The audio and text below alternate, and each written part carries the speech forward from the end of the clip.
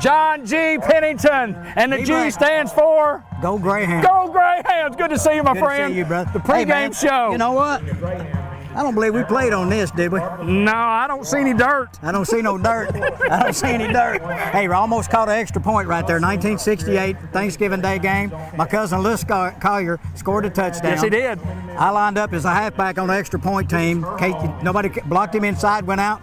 I looked, Snake Eye Taylor throws the ball, throws it all the way over the uprights. We didn't get any points for that, did we? No, we didn't get none for that. John, we've got something very special. Of course, we're filming on Friday night. It's homecoming at Newport. Right. We got something very special coming this next Friday night. We want our fans to come up. Tell us about the '68 Greyhound football reunion. 50 years ago, our football team kicked off here, and we went a pretty good distance, David. We went 10-0. We won every single game we played. 5 of the teams we played didn't score on us. We scored 351 points. They scored 51. Here's the deal. 50 years later, we're all coming back together right out here to rejoice, to have the brotherhood, to get back together and all get back together to just reminisce and think about what we accomplished 50 years ago today, beating teams like West Memphis and Jonesboro and Wynn and Searcy. Not only beating them, thrashing them. Yes, so it's been 50 years, and we were lucky enough and blessed to play in that last Thanksgiving Day game, 1968. Squeaker, 46-0. Well, so we got guys coming, and you worked as hard as anybody to get people here. We want to invite everybody that watches this on Channel 15, come out and enjoy this with us, because 50 more years, I'll probably be the only one that can come back. That's right. But it's been a mission and a labor of love. David's worked real hard. He's searched cemeteries and nursing homes and everything else to find everybody he could. It's a special night. 50 years of a 10-0 undefeated Greyhound football team that challenged everybody much bigger than us, and we beat them all. If you got a chance, come out and witness this, see some of these old guys, and share in this memorial and this wonderful time with us. Well, we're going to have a little meet and greet at 5 to 7 o'clock in the lobby of the field house, and then at halftime we're going to introduce you guys. And John, I wanted the folks to know how important it was for a guy like me, 12-year-old 7th grade kid. And man, I looked up to you guys, and I still do. I mean, it was very special to me to get to watch you guys perform. You guys are my heroes. I mean, Newport Greyhounds are my heroes. And it's just amazing what you guys meant to a guy like me. And then, 4, 5, 6, 7 years later, I'm up there playing for those Greyhounds, and then my kids played for the Greyhounds, and I've been around Greyhound football for the last 50 years. That's right. And been in the booth for 36 years. But we're looking forward to the reunion. It ought to be a special night. It's going to be fun. We got guys coming from Oklahoma, from Florida, from Tennessee, from Mississippi, all over. We just found guys that we hadn't seen. There's one guy. He was Bobby Gott's a left guard, and dadgum, I hadn't seen him since graduation day in 1969, and guess what? He's coming. I know, so it's going to be a fantastic thing, and we can't wait to see it. Well, I know, John, and one thing that I was wanting to do for all you guys is to make sure that y'all had a T-shirt that you could wear, and I'll show it right here. I don't know if Josh can come in on it or not. Get in as far as you can. Let me show them the back of this shirt while I show you your number there, number 64 on the side of that. Unbelievable.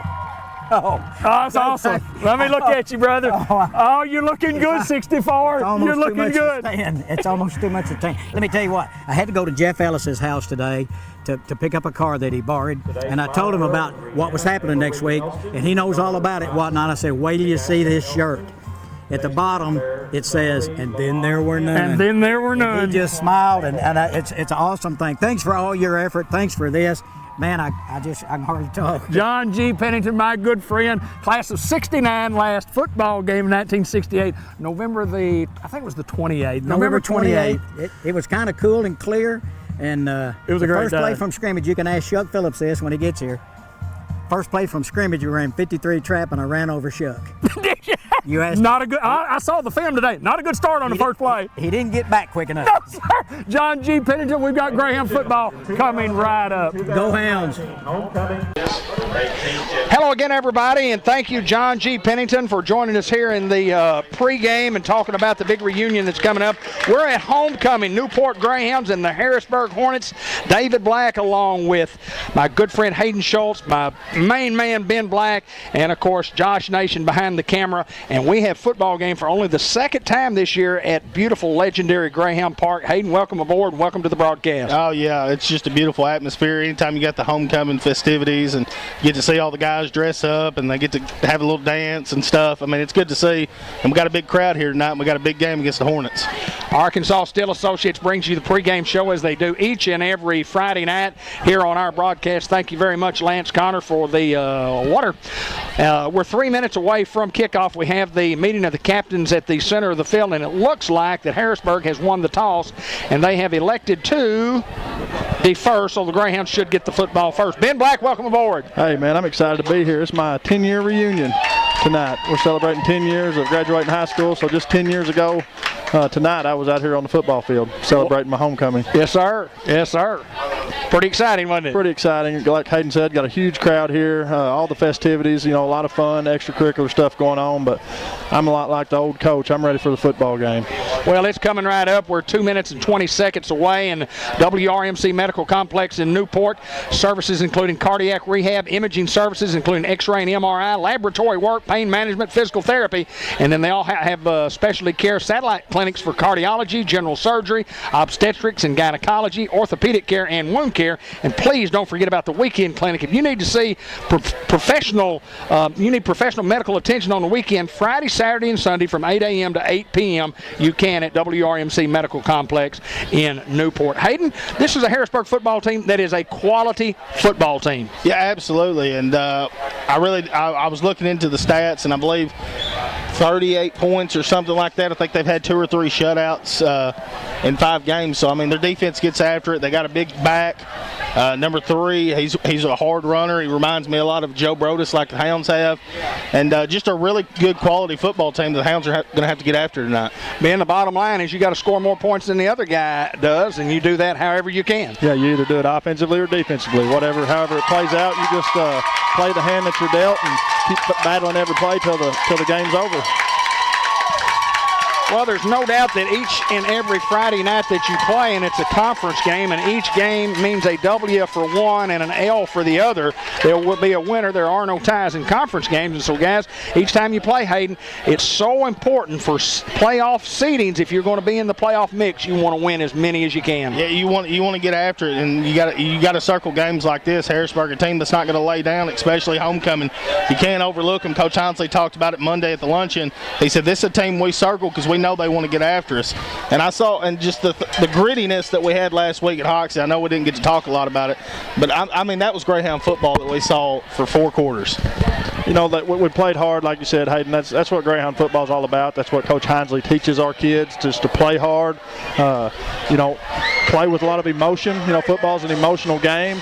That's why we talk about a lot of times, certain plays during the game could bear much relevance to how the emotion of this game plays out. And so every play is important. We want to try to limit ourselves on the dumb penalties, the offsides, the pre-snap penalties.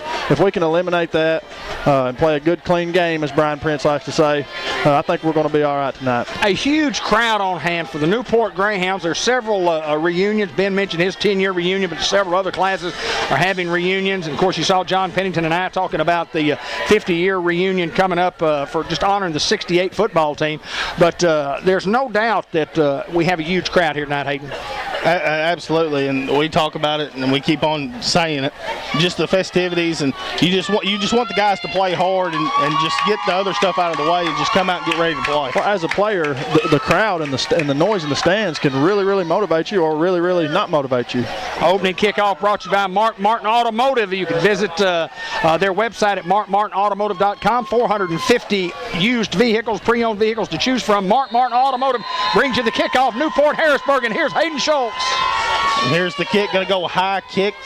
Monquel Cox going to field it around the 10-yard line. Monquel Cox looking for a hole. Monquel Cox slipped up right around the 29-yard line. Good hard run by Monquel there. Just couldn't keep his feet under him, and that'll bring up first down for the Hounds, about the 29. About an 18-yard return right there for Monquel. Hounds, we have an offense that just when it's on and it's clicking, it can put points on the board. Yeah, it starts and ends with Cash Forrester. I mean, the way that he's been playing this year has just been lights out. He has been phenomenal. Theron Davis going to get the start at the tailback position for the Greyhounds. 1st and 10. Here comes motion. Clemmy Alcorn.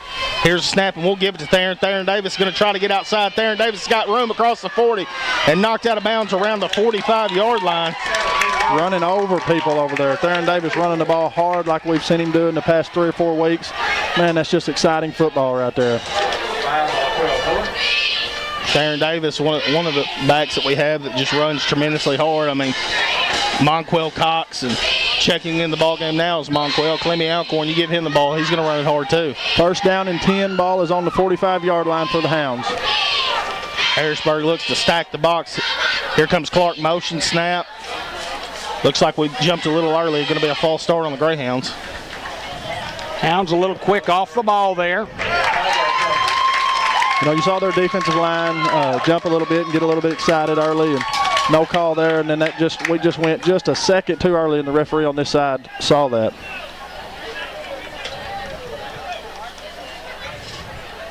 I know people ain't going to hear this until Saturday, but Brian Prince's birthday today, correct? Is that right? Happy birthday, my friend. VP, happy birthday. I missed the cupcakes. Missed the cupcakes. That's right. Yes, sir.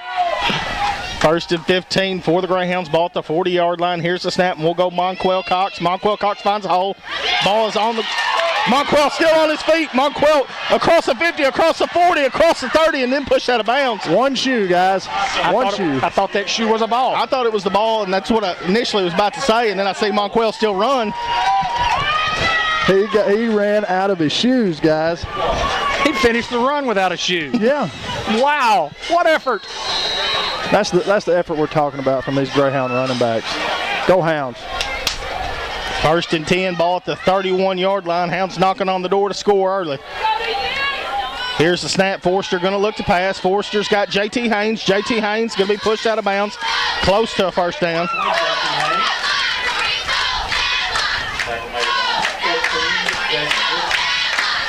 They're going to mark it just short, make it 2nd and 1.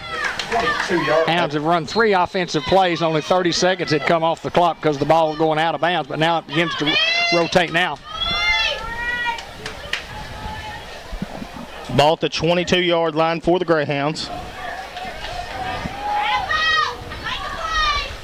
Clark go to motion to the top of the screen. Here's the snap. Forster going to look to pass. Forster's just going to throw it up, and it's going to be incomplete pass. Yeah, Harrisburg got some pressure on Cash there, and Cash elected to throw it away, and that's a smart move from a veteran quarterback. Well, all the pressure Hoxie gave us last week, Cash 0 sacks. A lot of that has to go to the offensive line doing their job.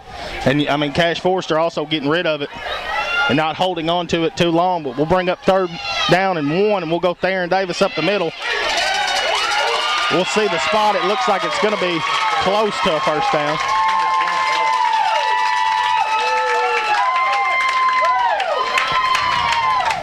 Where they mark it, it looks like a gain of 1, so it has to be a 1st down. 1st down, Hounds.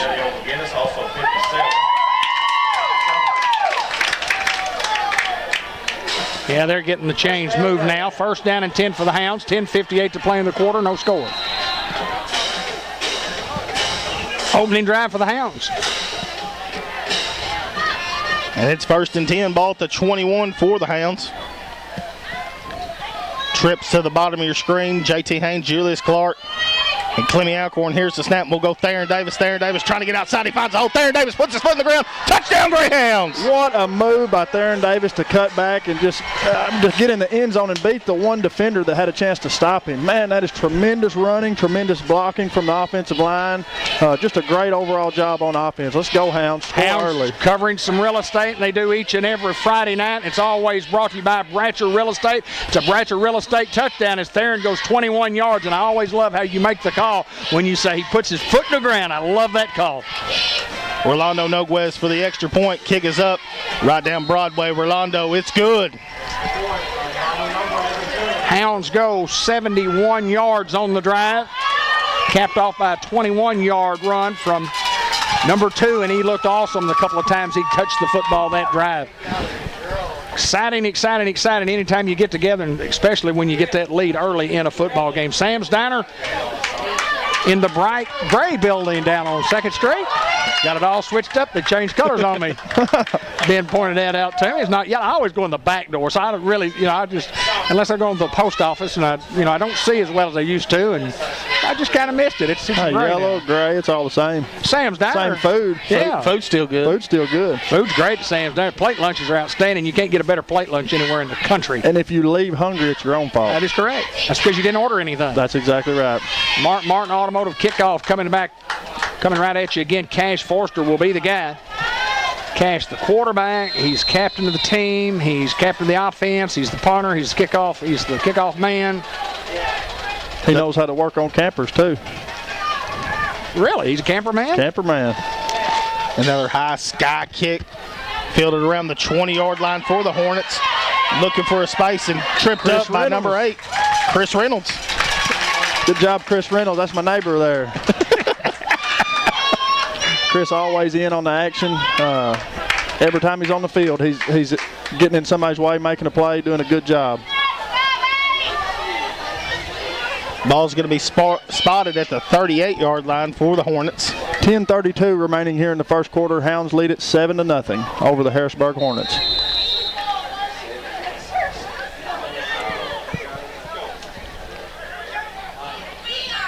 Little motion there, and here we go, motion again to the boundary. Here's the handoff to 3 up the middle. Tackle made by Jagger Robinson and Clemmy Alcorn. 3's a bigger back, and he runs, and when he hits that hole, he falls downhill. Give them 2 on the play, make it 2nd and 8. 10 minutes, 9 seconds remaining here on the clock as it continues to roll in the first quarter. Motion to the bottom of your screen once again. And we have a flag on the play. Looks to be on the offense. And it's a false start. Or if you're an offensive coordinator, it's a nightmare penalty for you because you only picked up a couple. Now it's going to be like you had a first down play and you lost 3. 2nd down 13. Hounds lead 7-0 here early. Harrisburg running what Coach Hinsley called a heavy spread. They're going to have that nub back in there. You'll see him in and out. Here's 2nd and 13. Here's a snap. And they're going to go handoff up the middle. And it's stuffed. Big Alex Emery in on the tackle. Woo, 55, baby. Every week. Those linemen, man, they cannot get enough credit for the job they do. And we'll name them momentarily. That's Spencer Molinax and Zane Watkins at the DN. Jagger Robinson holding down the nose tackle, and Big Alex Emery holding down the big defensive tackle position. Big 3rd down and 12 here for the Hornets. Here comes motion once again to the bottom of your screen. Here's the snap. Quarterback going to look to pass. It's going to be a screen. The Hounds sniff it out. Clemmy Alcorn's right there, and it goes through his hands, and it'll be a 4th down. Bring up punting situation for the Hornets. 9:18 remaining. Hounds lead it by a score of 7-0 over the Harrisburg Hornets. I coached at Harrisburg 1978, 79, and 80. And a long time ago. Going to have a reunion with a couple of coaches that I coached with, Gary Bettner and Pat Ross, who I haven't seen in probably 35 years, coming up here in November. Bobbles the snap. Hounds are going to try to come get him. He's going to keep it and run. And Big Alex Emery. Not today. Not today, Hayden. Just those big paws. Once he gets a hold of you, you're going to the ground. Tremendous pursuit by Alex Emery there on 4th down. Hounds will take over at about the 28.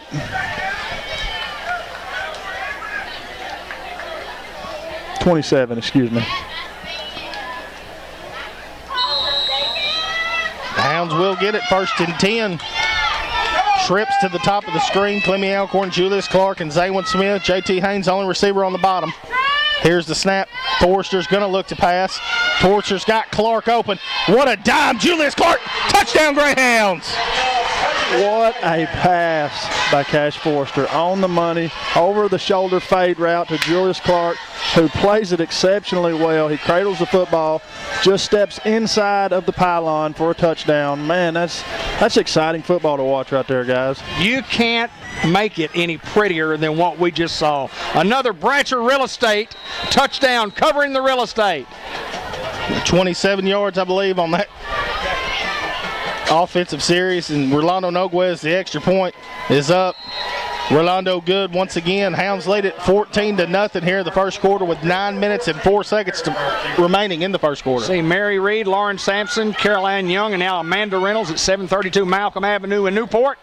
Or visit their website at Ratcher1realestate.com. Bad Boy Mowers Collision of the Week, and of course the George Cal Motor Company Player of the Game and the Subway Coaches Report at the end of the contest. Football game is brought to you by Jackson's Funeral Home, 1900 block of Malcolm Avenue. Our family serving your family. Care and comfort in your family's time of need. The Jackson Funeral Home in Newport. And also by White River Area Agency on Aging at 1200 Highway 367 North in Newport next to Glass Plus. Several community programs going on. Mr. Ted Hall, the area director of all of WRAAA. Good fellow. Watch his interview on Facebook. Cash Forster to kick off for the Greyhounds once again. Another high sky kick. Going to be around the 18-yard line. He's going to try to find a hole, trying to get to the far sideline. Chris Reynolds once again, number 8, going to tackle him around the 41-yard line. He was battling this guy at the 35. He was battling him at the 36. He was battling him up to the 37, all the way to the 40-yard line. And right at the last second, as the guy tries to run by him, he breaks off of his defender and makes the tackle. Man, Chris Reynolds, good job, brother. Very good special team play by that young man. 1st and 10, Hounds leading 14-0. 8:57 to play here in the first quarter. Ball is placed at the 41-yard line for the Hornets. Here comes motion to the top of the screen. They're going to go tailback. And big play right there. Alex Emery shoving his guy into the ball carrier. And Spencer Molinak's going to get the tackle. But Alex Emery makes that play happen right there. It's hard to do anything when you've got a guy in your backfield all night.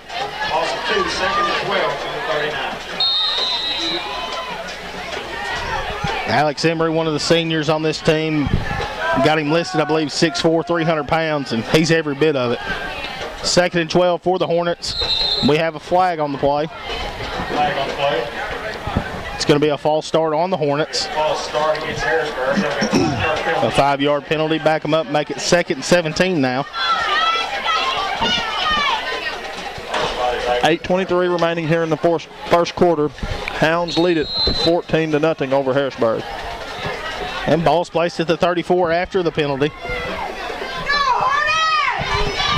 Hounds look to bring pressure here. Here comes motion once again, top of the screen. Faking, he's going to look to pass. He's going to throw it deep. Played very well by the Hounds defense, secondary. Yeah, our secondary was ready for that one. You can tell we've worked on that play, and don't know that we're going to see them get beat deep anymore tonight. Zaywin Smith and JT Haynes in on that defensive play. Bring up 3rd and 17 after the incomplete pass for the Hornets.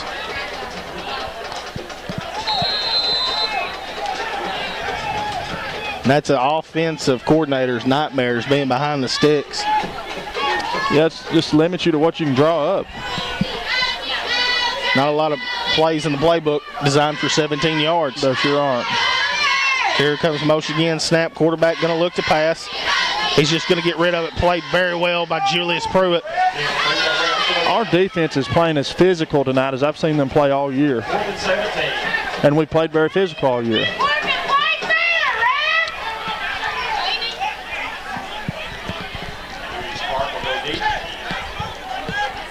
It'll bring up 4th and 17, a punting situation for the Hornets. 8:01 remaining here in the first quarter. Julius Clark back deep for the Greyhounds for the punt return. Here's the snap. Good snap this time. He's going to get the punt off. It's going to be a high booming kick. And it's going to hit around the 35 and then take a Hornet roll inside the 20. Be down at the 17-yard line. And with 7:50 to play here in the first quarter, and the Hounds leading 14-0. Their third offensive possession coming up. And the ball game brought to you by MPOC, Medical Park Orthopedic and Sports Medicine Clinic, White River Health Systems in Virginia Drive, Suite C in Batesville. First robotic-assisted knee replacement, North Central Arkansas, happened a month or so ago. World-class technology from these guys, committed to providing the best possible care utilizing the latest innovations in surgical and non-surgical bone and joint care at MPOC Orthopedic and Sports Medicine Clinic, White River Health Systems in Batesville. Here's the snap. We'll go Theron Davis. Theron Davis trying to get outside. Theron Davis got some blocking. Theron Davis across the 30, across the 35, the 40, and knocked out of bounds. Close to midfield. Going to be marked at the 48. A 31-yard run right there, Theron Davis, and you just see the speed right there by that kid. Man, just explosive speed out of that backfield. He beat a couple guys to the corner, and I thought he was going to go. You look up on that play when Theron gets outside, and you see Connor Prince and Alex Emery and those offensive linemen downfield looking for that second-level blocking, as they call it. First and 10, ball at the 48. Offsides play, and Harrisburg will jump. Nice call there. What makes the call so important is that it makes these guys honor the snap count now, and it can't give them an opportunity to be equal to the offensive lineman. Now they've got to wait. The offensive lineman now has the advantage on the snap count. Now first and 5, ball at the 47-yard line for the Hounds. Here's the snap. Forrester going to look to pass. Forrester, J.T. Haynes. J.T. Haynes still on his feet. J.T. Haynes finally brought down at the 34-yard line. First down. Well, again, Cash Forrester, just what an arm, what strength of throw, accuracy, great route by J.T. And once you make the great route, then you got to catch it. Super job by both J.T. and Cash. And Cash Forrester already over 1,000 yards passing for the year. Monquel Cox at the tailback, Clemmy at the nutback. Here's the snap on first and 10. We're going to go Monquel up the middle. Monquel Cox. Give him a couple on the play, and then finally brought down by a host of Hornets. Harrisburg's tough. They play hard, and they get after you, and we just got to keep grinding away at them. Yeah, our good friend Nick Palazzi, a Batesville High School graduate and Ben's age. Ben played baseball and football against this guy, and he's the defensive coordinator over there now. What a job he does.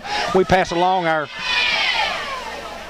thoughts to his daddy, Tommy John. Had a little surgery this week. Wish you well, my friend. Hope you get out of the hospital soon. Second and 7 for the Hounds. Ball at the 31. Clemmy motion, top of the screen. We'll go Clemmy outside. Clemmy looking for a room to go. When Clemmy Alcorn breaks a tackle, Clemmy Alcorn finally brought out of bounds. He was patient. He waited. He followed his blocks. He waited, and when he saw his opportunity, he just turned the burners on. Looks to be at the 13-yard line where they're going to mark it where Clemmy was pushed out of bounds. Another first down for the Hounds. 6 minutes, 12 seconds remaining here in the first quarter. Hounds are trying to go up by 3 scores here.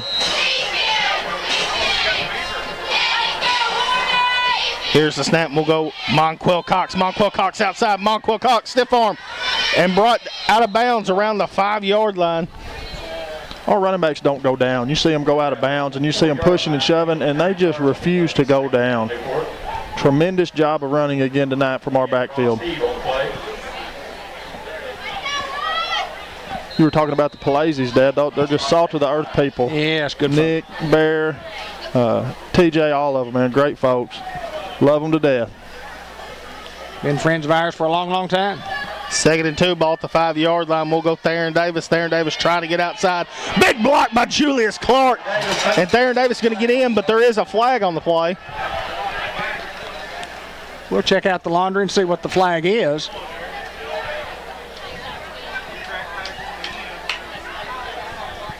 Blocking the back. It's what I would imagine it being. Don't know what else it could be out there other than a holding maybe. Hounds know the laundry will be against them, so they're backing up. They're talking about it. You see in your screen there. Probably going to see whether or not they're going to wave it off. There's some discussion about maybe waving that off. Well, there was one flag, and it came from the guy on the side. So I don't know if he had the full vantage point as the guy from the behind.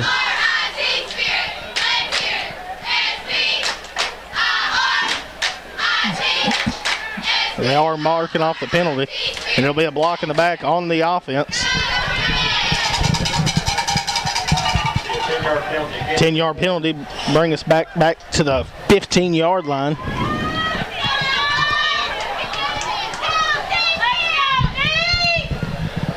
Takes off 6 points off the scoreboard. Come on, Hounds. I bet we can draw up something to do it again right here. 2nd and 13. Here's the snap. We're going to throw Theron Davis out in the flats. Theron Davis making a guy miss. Theron Davis still on his feet. Going to be close. It's going to be around the 1-yard line. That was played perfect by the Harrisburg defense. Theron Davis just made a play. He just made a tremendous play. 5:34 remaining. Hounds lead it 14-0, trying to go up to 21 here. Hounds look to go quick. Forrester under center.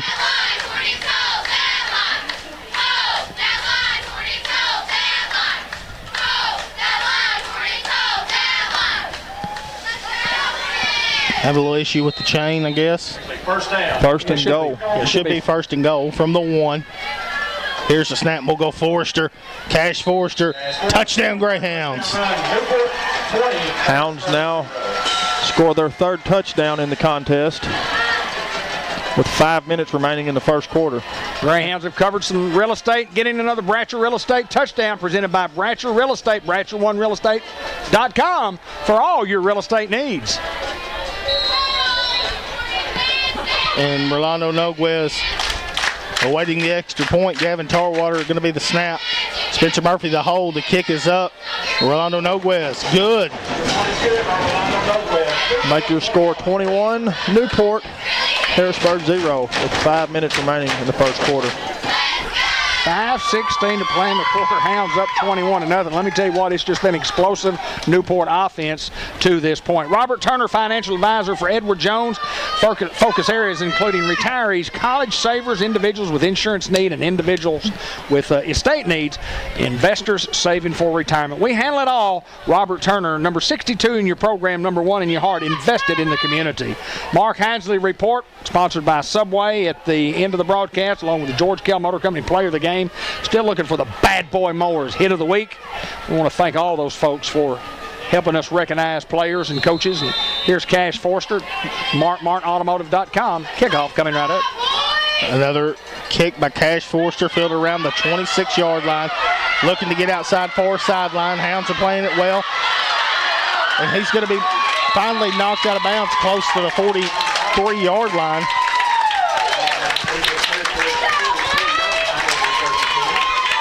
And great return by the Hornets.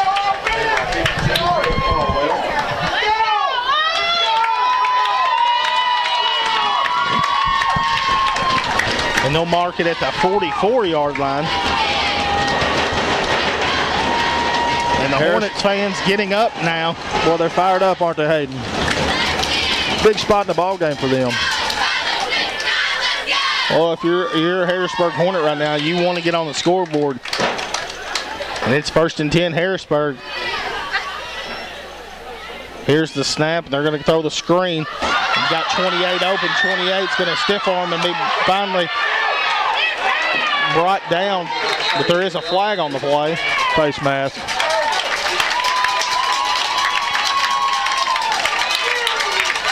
Hounds are going to be guilty there for grabbing too much on top. Pretty good offensive call by Harrisburg then, getting the ball out on the perimeter. And a bullet by their quarterback, Clemmy Alcorn, almost getting over there to intercept it.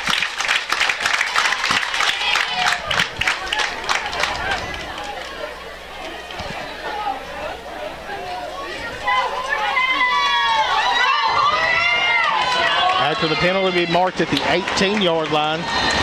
1st and 10 Hornets. Here's the snap. Quarterback going to look to pass. He's going to throw the screen once again to 28. Played perfect by Clemmy Alcorn.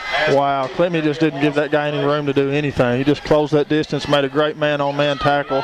Just textbook.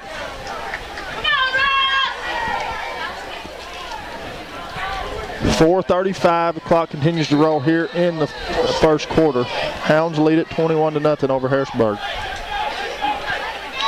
After the loss, bring it 2nd and 14 now for the Hornets. Here's the snap. Quarterback rolling out to his right, looking to pass. He's going to throw it. It's just overthrown. Ball's a little high. He went up to make a play and just couldn't come down with it. We'll bring up 3rd down and 14 for the Hornets.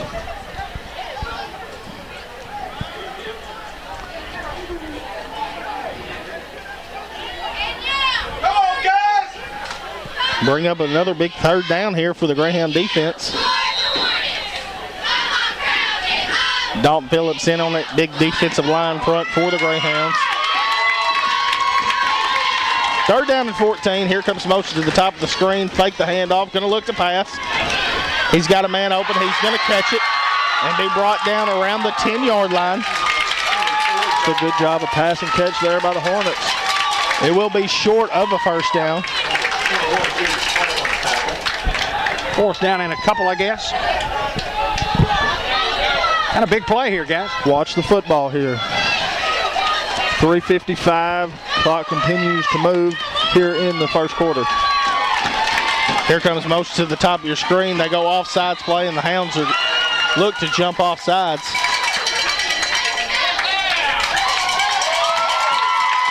Harrisburg, one of those teams you're going to have to play for 4 quarters.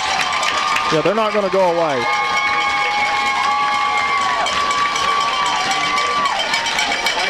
The call 456 RFP.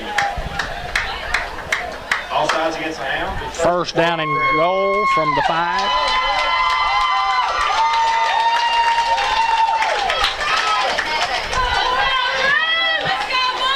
Clock at 3:37 and continuing to move. Here's the snap, just quarterback keep right. He's going to look for a hole. He's going to be met short of the end zone. Looks to be at the 1-yard line. Bring up 2nd down and 1. 2nd down. Ball is on the 1-yard line, correct? Second and goal from the 1. 2nd and goal from the 1. Thank you, Hayden. I couldn't get it out. Love the enthusiasm of the Harrisburg fans. Their team down 21-0. Even on the kickoff, they just got excited and they knew it was a do or die situation for those guys right here. Here's the snap, and they're going to go quarterback keep once again, and Zane Watkins. Great tackle, Zane Watkins. We do a good job of tackling in space. Just get a guy out there one-on-one, and we execute. Great job, Hounds. Got a loss back to the 2. 3rd down and goal from the 2 now. Going to give it to the big guy running left, number 3. Hand off to him, and he's going left. Here's the snap. Quarterback's just going to keep it right. He's going to get the end zone. Touchdown, Hornets. He just beat us to the end that time, man. He got outside on us. And give Harrisburg credit. You know, it was well-executed play, drawn up, and they just executed the game plan. 2:25 remaining. The score is 21-6 as we await the extra point from Harrisburg. A pretty impressive drive. Got helped by the big penalty. You know, they had a big penalty against the Hounds, and the Hounds jump off sides down there on a 4th down and 2. Good snap. Kick is up, and it is good. Your Hounds lead it here 21-7 over the Hornets with 2:25 to go in the first quarter. Dr. Gavin McDowell, customized vision care in the Village Mall, professional vision care and eye health care at Dr. Gavin McDowell. Farmers Tire Mart, 1501 Malcolm Avenue in Newport for all types of tires and automobile service. Get your vehicle ready for the winter. Go by and have them check your belts and your hoses, and make sure that you check the antifreeze, the fluid levels. It's that time. I know it was a 90-degree day today, but I know next week it's going to be down in the 50s at night and the 70s during the day. So it's getting close to where you're going to have to go in there and get it checked and get it done now. And that way you can take care of a problem before it arises at Farmers Tire Mart. Bank of England Mortgage Company, Kenny Thaxton. You're needing a home loan, he's the guy. You need to refinance your home, he's the guy. You need some money on a home, he's the guy. Talk to Kenny Thaxton. Give him a call at 495-3931. Kenny Thaxton, Bank of England Mortgage Company. Mark Martin Automotive Kickoff coming right up. 2:25 to play here in the quarter. In the first quarter, still 21-7 in an offensive explosion. Gonna watch an onside kick here. You never know. They're lining up to kick short at best. And that's what they'll do. And Clemmy Alcorn's going to jump on it around the 45-yard line. Clemmy will be marked out of bounds at the 46, so great field position again for the Hounds. I think the Hounds would take that any possession. Oh, no doubt, David. 2:13 remaining here in the first quarter. Official looks to go to the sideline and stopping play now. I was going to share something with you now that we got time. I went to the luncheon Monday, and they were reading off stats, and Cash Forster, his sophomore year, it was week, I believe, 14 at Prescott when he broke 1,000 yards. Wow. And then his junior year, he broke it against McGee, and that was, I believe, week 12. Okay. And he broke it last week against Hoxie, and that's Game 5. Game 5. Wow. So it just shows you that guy just gets better and better and better. Yes, sir. I mean, he plays as the veteran is expected to play. And 1st and 10 for the Hounds. Ball at the 46-yard line. Monquel Cox at the tailback. Cash dropping back, looking to pass. Zaywin Smith. Great catch by Zaywin. They'll give him forward progress on the play.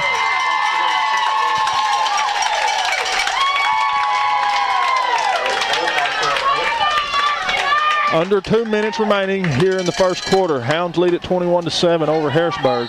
And they'll give him a gain of 3 on the play, make it 2nd and 7. Ball at the 49-yard line for the Hounds. Trips to the bottom of the screen for the Greyhounds. Here's the snap, and we'll go Monquel Cox. Monquel Cox trying to get outside. Monquel makes a guy miss. Monquel across the 40, across the 30, and he's finally pushed out of bounds around the 26-yard line. Again, we can't say it enough. Just speed to the corner. You just get outside and they go, man. Great job of running by Monquel Cox. The thing I like seeing is Monquel comes in 26 yards, and then we'll go Theron Davis, and then he'll go. And then they just go back and forth, and you can never, ever get prepared for that speed. Sean Payton, the New Orleans Saints, knows all about it. And looming in the wings, Joe Brodus. 1st and 10, ball at the 26. Here's snap. Cash going to look to pass. He's got time. He's got J.T. Haynes wide open, and J.T. Haynes is going to catch it and be marked out of bounds at the 1-yard line. Tremendous pass, tremendous catch there from Forster to Haynes to secure the ball there on the sidelines. And Hounds look to try to go up again by 3 scores. And up tempo here quickly to the line. Cash coming over and showing J.T. Haynes some love there. Hounds look to go heavy set.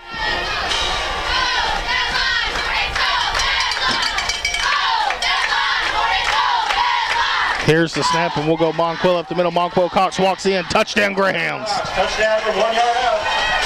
And you just see the offensive line, Hunter Hurst, Alex Emery, Connor Prince, Zane Watkins, and Gideon Ball just to hold them, and you could almost drive a truck through there. Those guys up front, man, they're workhorses. They fight, and they just claw tooth and nail every game, and you can never give your offensive and defensive line enough credit. And Rolando Noguez, the extra point, is up.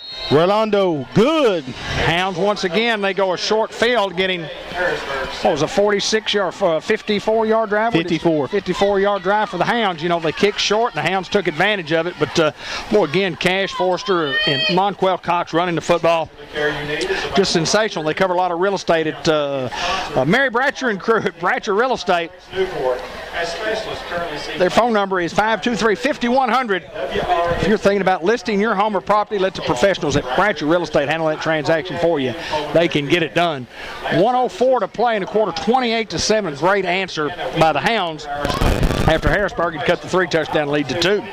Newport Economic Development Commission, John Chadwell and the board of directors, the Newport NEDC, moving forward to a bright future.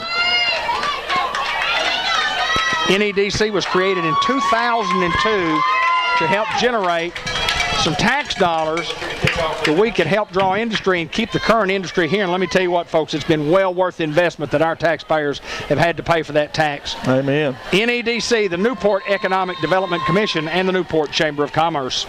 Cash Forster to kick off once again, another high kick. No one's going to get there, and it's going to go over his head. And a big hit right there by Theron Davis. I believe that qualifies. I think that qualifies, my friends. I was surprised that kid held on to the football as well as he did. Man, that was a huge hit, and he didn't really have possession of it when the hit came. Bad boy mowers. Hit of the week thus far. Theron, you say? Theron. You know, coming into this year, we didn't know how we were going to be with depth at the running back position with Joe Brodus being out, you know, a go-to guy last year. But, man, those guys have just really come on. 1st and 10, ball was marked at the 26-yard line. Here's handoff up the middle, and they've got a hole and brought down by Julius Pruitt.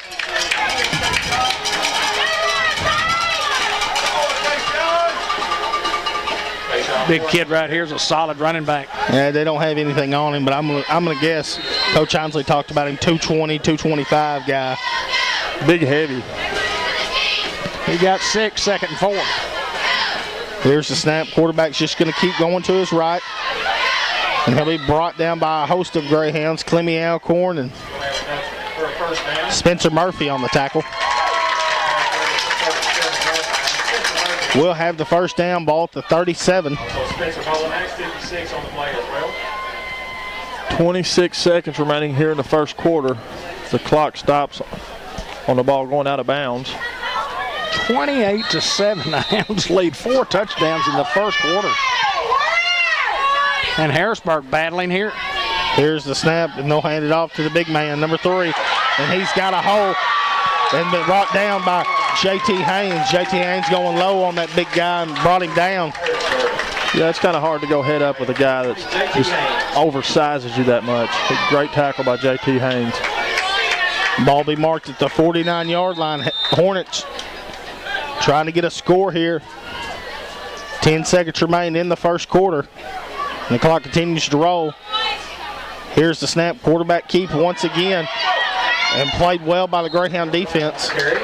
Julius Clark from the backside. He was all over this guy. And he's coming from the opposite side of the field to get in there and get in on the tackle. Just love our pursuit, Hayden. That'll end the first quarter. Your Greyhounds lead at 28-7 over the Hornets.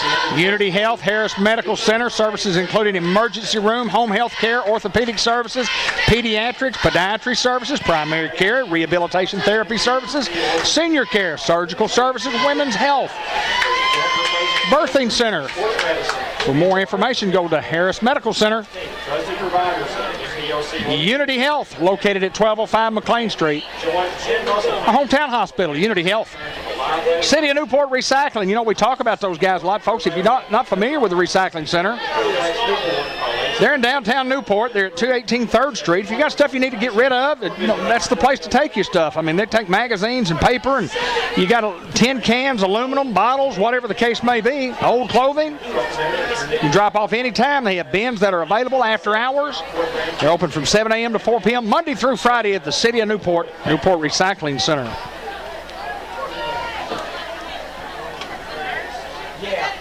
Harrisburg with a touchdown scoring drive their last time with the football and looking to do the same here.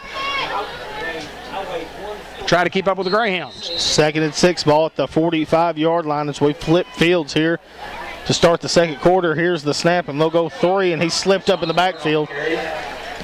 No gain on the play. No gain on the play. Zane Watkins there on the tackle.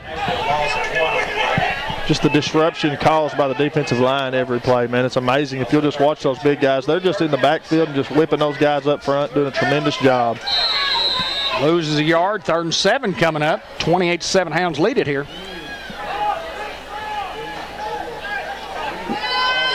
Hornets going to go trips to the bottom of the screen now.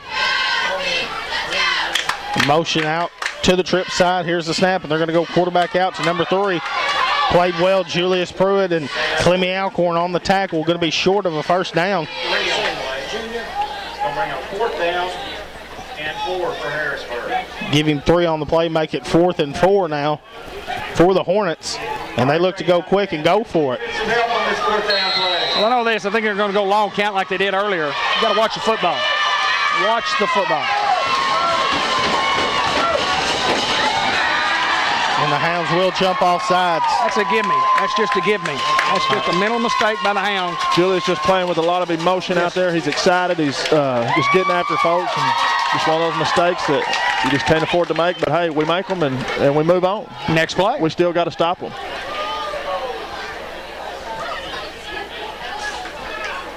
Love the hustle. That's right.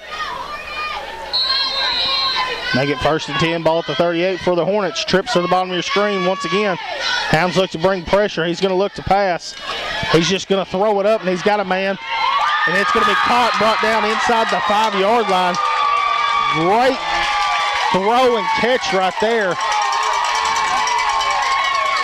by the Hornets.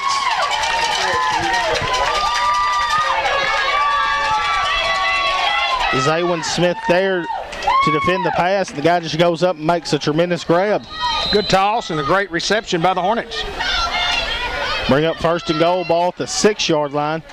Here's the snap, and they'll go quarterback keep left. He's going to look for a hole, and he's going to be brought down just short of the end zone. Brought down to the 1-yard line, 2nd down and goal. The quarterback carrying the football. They're getting numbers to the outside there, and they've got more blockers than we have tacklers. Well, that opens up the middle a little bit. Good execution by the Hornets. The Hornets just going tight and the nub back over, and they're just going run to the heavy side. Expected again here on 2nd and goal from the 1. Here's the snap, and that's what they'll do. Quarterback keep. We'll see what we mark it. Touchdown Hornets. On both of their touchdowns, we've had them stopped 4th down and less than 5. And they draw us off sides both times on the drives that they score.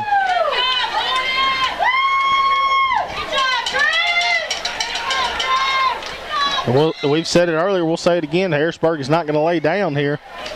Well, they're a good quality football team. They play hard. They've got a good game plan. We're just going to have to keep battling. We knew coming in every conference game is going to be close. We can't afford to overlook anybody. We just got to play Greyhound football. Hornets will wait the extra point. Snap is good. Kick is up, and it's good.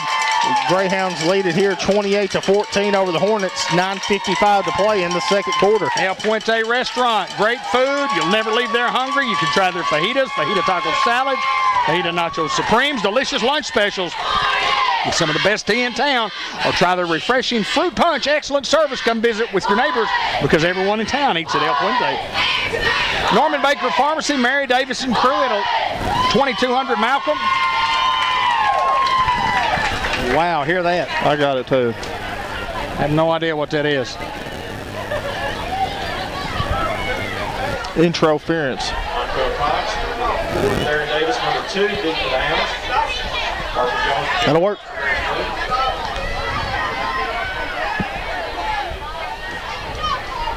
We got that worked out. Talking about Mary Davison Crew. Convenient drive-through window. Just order your medicine, have your doctor order your medicine, drive right through, pick it up. And another onside kick. Clemmy Alcorn going to jump on it around the 46 once again. Great field position for the Hounds. Like you said earlier, Dad, we'll take that every time. Oh, no doubt. If you're going to give us the football at the 45, 46-yard line, we'll take that. Now, the Hounds just got to regenerate some offense. Tell you what, Harrisburg's right in this football game. They're a touchdown away from being 1 score behind. So, obviously, very, very much in this football game and scored the last 2 times they've had the football. So, Hounds had 4 possessions, scored on all 4. And look to score again. Trips to the top of the screen go empty here with Theron Davis and Zaywin Smith down at the bottom of the screen. 1st and 10 for the Hounds. Here comes the motion. Theron Davis, and we'll give it Theron on the jet sweep. Theron Davis trying to get outside. Theron Davis still looking. Theron Davis still on his feet. And he'll be finally brought down at about the 48-yard line. Made by 14, Jake Gibson. Bring up 2nd and 4. Give him 6 on the play. Get him on the jet sweep coming this way, and he'll go 45 plus. 40 plus 3, 48. He'll go 48 right here. Monquel Cox checking into the ball game at the tailback position. Here comes motion with Clemmy. And the ball's on the ground, and Harrisburg's going to jump on it. Again, football is a game of emotion. It's an emotional roller coaster. You're up at times, you're down at times, but you just got to remember the game plan, go out there, execute what you've been taught all week, and you'll be fine. You know, you hate to turn the ball over in that situation, but there's going to be obstacles you got to overcome, and that's just one of our obstacles tonight. That's right. Always high points and always low points, the roller coaster part of athletics. Just like those guys have learned, they just kept on playing, even down by 21-0. First and 10 for the Hornets, ball at the 47-yard line. Here's the snap. Quarterback will look to pass. He's pressured. He's just going to keep it. And then brought down by Clemmy Alcorn and Zaywin Smith. Make it 2nd and 6, gain of 4 on the play. Ball marked about the 43-yard line. Clock continues to move here in the second quarter.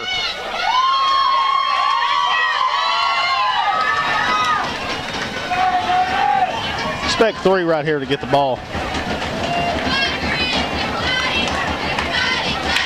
Here's the snap. They're going to look to pass once again. Got a man out in the flats, and he's going to get a first down and more. He fumbled the football. Hounds recover. Hounds football, I think. JT Haynes looks like he got on the football. We're going to see what they mark it.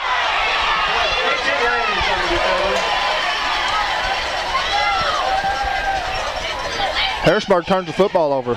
They're bringing in the Newport ball. I guess we just missed the signal. Couldn't really see. Right. We'll take it. So back-to-back turnovers by each team. And we're back on that roller coaster. Now we're inching upward. Anytime you're up by a couple of scores, I like where you are on the roller coaster. I guarantee it. 8:31 remaining here in the second quarter. Hounds lead it by 2 scores. Here's the snap. We're going to go Theron Davis trying to get outside. Theron Davis does. Theron Davis across the 30, across the 40, across the 50. Theron Davis across the 30, the 20, the 10. Touchdown, Greyhounds. Unbelievable speed from that young man right there. He just leaps and bounds faster than the defense there. Just outran everybody. 79 yards, and I think it was Julius Clark who got the block out there on the cornerback that allowed that guy to go 79 yards. Theron Davis with a beautiful run, untouched for the Greyhounds, and that, my friends, is a Greyhound answer. No, you're hit with a little adversity. You turn the ball over on the first possession there. Man, get the ball back on another fumble, and you just capitalize. Bratcher Real Estate, another Bratcher Real Estate touchdown. Theron Davis covering the 81 yards of real estate. Tarwater to Murphy to Rolando. Good. Your Hounds lead at 35-14 with 8:18 to go here in the second quarter. Dillinger Funeral Home is a family-owned business that has spent more than 80 years putting people first and treating customers like family. We believe a well-planned ceremony warms the soul and illuminates the memory. That's why we strive to help every family create a special ceremony that reflects the life of their loved one. Dillinger Funeral Home, a commitment to caring. Merchants and Planters Bank with their main office in downtown Newport. All types of checking services and loan services, and the Solution Center on Front Street, and then M&P Insurance Services located in their new business in front and Laurel Street. Home insurance, life and health insurance, property and casualty, automobile insurance, Medicare supplements, crop insurance, you name it, 523-6771. MNPBank.com. 8:18 to play. And we've had 49 points score, and we're in the first half still. Second quarter action. I like when there's 49 and you've got 35 of it. Yes. Cash force another high kick, and it's going to bounce, and it looks like the Greyhounds are going to jump on the football. It looks like we're signaling it that way. We'll wait for the signal. Well, the fans are on their feet shouting like we have recovered the football. Exact same kick that we saw when we were kicking the other way by Cash. We just kicked it over the first and second group of people, short of the last group that could get the football. And so their guys had to come up. When they came up, it took a funny bounce and over his head, and the Hounds have it, and they're cooking here. Mr. Clay Kirtner said it best when Theron made that big run right there. He said he's only a sophomore. Yes. Mr. Clay Kirtner, Mr. John Miner in our booth, Lance Connor. Boy, what a couple of great guys, Mr. John Miner and Clay Kirtner. Mr. Clay Kirtner. Mr. Jeff Ellis not with us tonight. Well, it's guys like this that have made Greyhound football what it is for so long. They've just given their heart and soul to the program, and we appreciate everything they've done. Hounds will set up shop at the 27-yard line. Here's the snap. Forrester going to look to pass.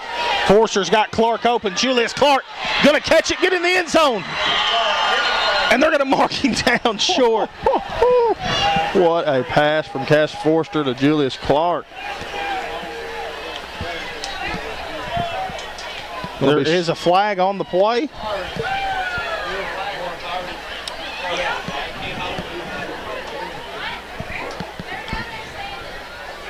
Officials are talking about the Hounds are coming back.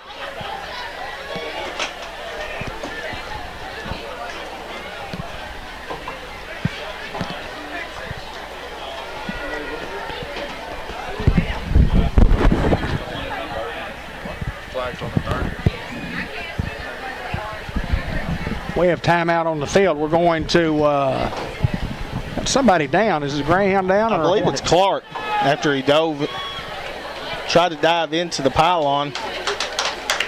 He's all right. He's going to be assisted off the field.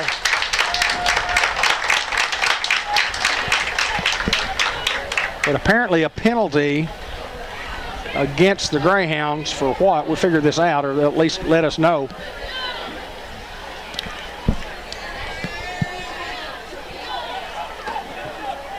He'll afford to lose Julius Clark on either side of the ball.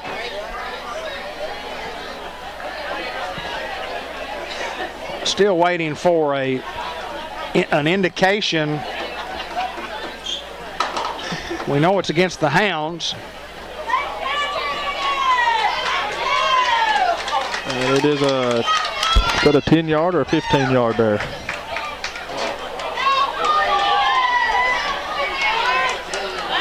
Well, the ball was at the 27, was the line of scrimmage. It had to be a 15-yard penalty. I guess. If it's a holding penalty is 10 yards. Unsportsmanlike, but he made an indication. I did not see I couldn't see.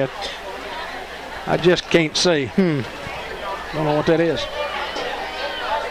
Anyway, another touchdown is taken away from the Hounds. Just got to battle back right here, and it's number 8, Chris Reynolds, in the ball game. You love saying that name. I love it. He better back up.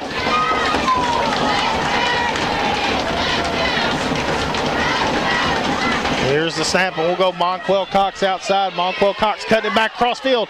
Monquel Cox finally going to be brought down around the 29-yard line. I just don't know how you would defend against those guys in the backfield. What do you do? Well, Chris Reynolds and Zavion Smith just with excellent blocks that time. Just locking up on guys. And great running by Monquel. Bring up second down and 12. Hounds lead 35-14, 7.5 to play in the half. Trips to the top of the screen. Second and 12, ball at the 29-yard line. Here's the snap. Forrester going to look to pass. Forrester's going to throw it to Zaywin Smith, and he's got Zaywin open. And Zaywin just drops it. Just couldn't come down with it. Good pass from Cash. Zaywin just couldn't hold on to it there. 7:14 remaining here in the second quarter. Hounds lead 35-14 over Harrisburg. 3rd and 12. Cash put it on the money. Zaywin couldn't grab the handle there. Now you got to get enough to get a first down here to get a new set of downs.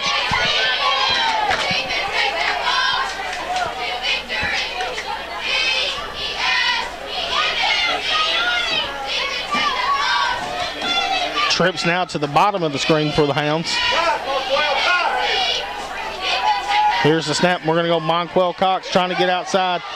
Great job. And Monquel will be brought down around the 24-yard line. Makes it a manageable third down. It'll be third and long, but be medium range, 5, 6, 7 yards.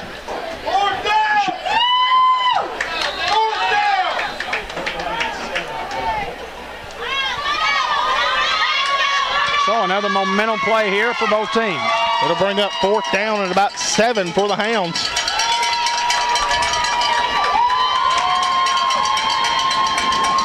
Darren Davis checking into the ball game at the tailback. He's going to go in motion. Here's the snap. We're going to look to pass.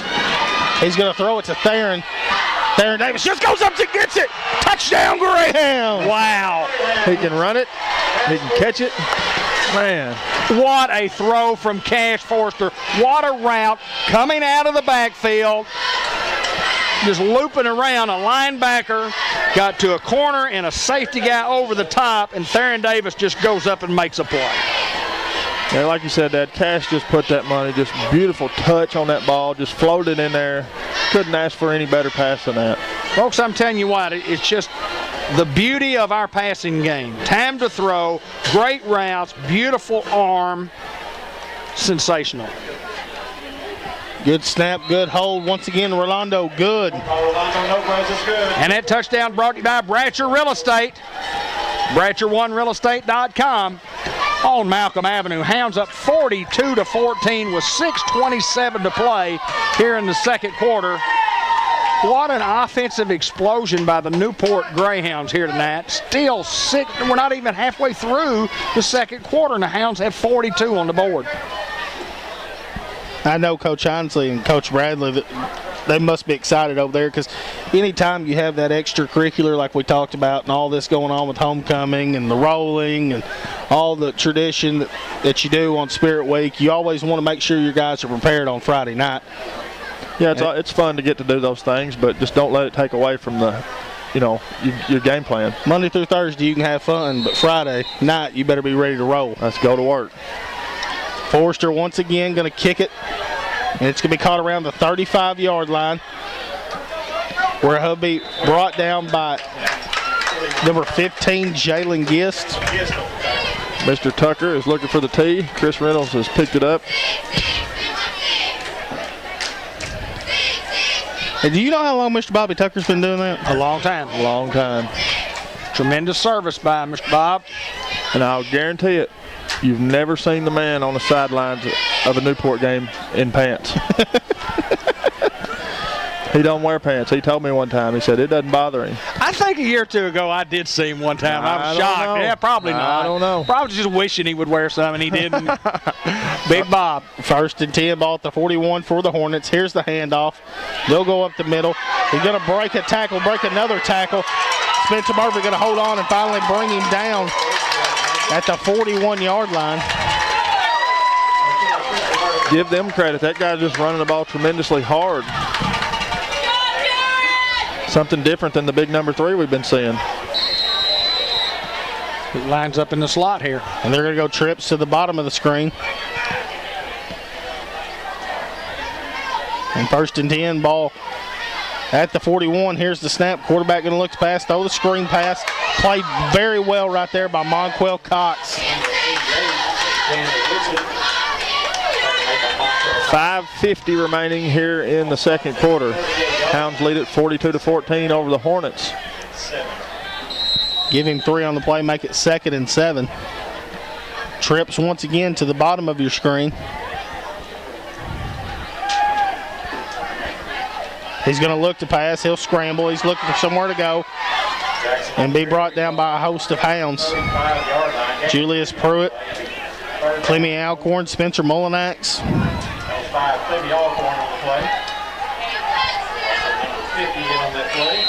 Number 50, Kevon Dixon also on that tackle.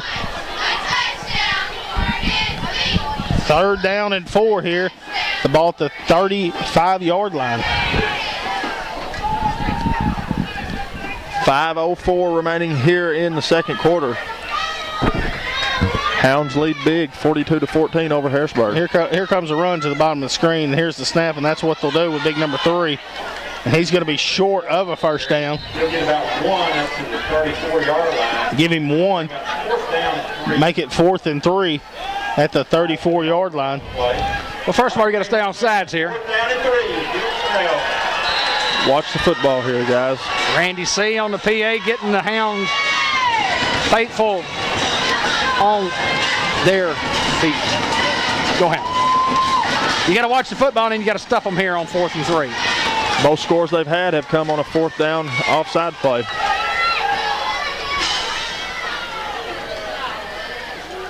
Here's the snap, and they're going to go quarterback keep. He's just going to try to look, and he'll be brought down, and it'll be a 1st down. Had it stopped. Give that quarterback credit. He just made a good football move and got the extra yards. We were in a position, and he was just patient enough to wait out the Newport defense and wait till he got some offensive help over there. So the drive continues at the 30-yard line. These guys won't go away. 1st and 10 for the Hornets. Here's the snap, and they're going to feed big number 3. He's going to look for a hole, and he'll be brought down close to a 1st down. 3:44 remaining here in the 2nd quarter. And the Hounds will call a timeout here. Well, I think the timeout's important for a couple of reasons. Number one, it gives you defensive blow. You're not going to take those timeouts with you, and you don't know if your offense is going to need them here before the halftime anyway. So a great timeout by Coach Hansley. He and Coach Reynolds too. Coach Reynolds, of course, working up in the box with Coach McGee and try to get a defensive strategy. But I think more importantly for the blow that the guys need and get their breath right here. Julius Clark's, he's been back in the ball game since he's been taken out. I haven't seen him. St. Michael's Place, 1311 North Pecan Street, Newport, 24-hour nursing facility. A restorative nursing program, short-term rehab and therapy, long-term home-like environment, beautiful remodeled building. Be sure to watch us on the Business Spotlight. Go Hounds from St. Michael's Place, North Pecan Street. And the Sonic Drive-In, of course, a new location, and they take care of a lot more customers, and they do it at the speed of sound. Burgers, fries, onion rings, soft drinks, happy hour in the afternoons from 2 to 4. And they still have that large Oreo cookie blast with extra Oreo cookie. I know they still have it because I had one this week. 2nd and 1 for the Hornets. Ball at the 21. Trips to the bottom of your screen. Here's the snap. And quarterback's going to keep it. And then they're just going to throw it out to number 3. And he'll be brought down. 1st down. Brought down at the 15. I like that right there. You run like a read option and run pass option, and then the quarterback. I mean, he has the option to keep it, or he can throw the bubble still. Key word there, option. 1st and 10 from the 15 with 3:20 to play in the quarter. And 1st and 10 trips once again to the bottom of your screen. Going to have empty set for the Hornets. Here's the snap. Quarterback's just going to keep it. And he's going to be brought down. Julius Pruitt once again. Also big 51. Zane Watkins on the tackle. Well, Zane's just a good football player on both sides. Just a solid football player. You know, we don't get to talk about those linemen a lot. And, you know, when they get to play on defense, you know, you can see a guy. But, boy, what a guy's so good in the offensive line, and you don't see that. We don't talk about those guys, but you can see them defensively. But, boy, we play on both sides. You're a gutty performer. 2nd and 7. Here's the snap. Quarterback trying to keep. He's going to cut back, and he's met. Once again, Zane Watkins and Clemmy Alcorn on the tackle. Told you. Clemmy. And Gavin Tarwater checking in the ball game for Clemmy. Helmet comes off, so he has to sit out a play. Bring up a big 3rd down and about 10.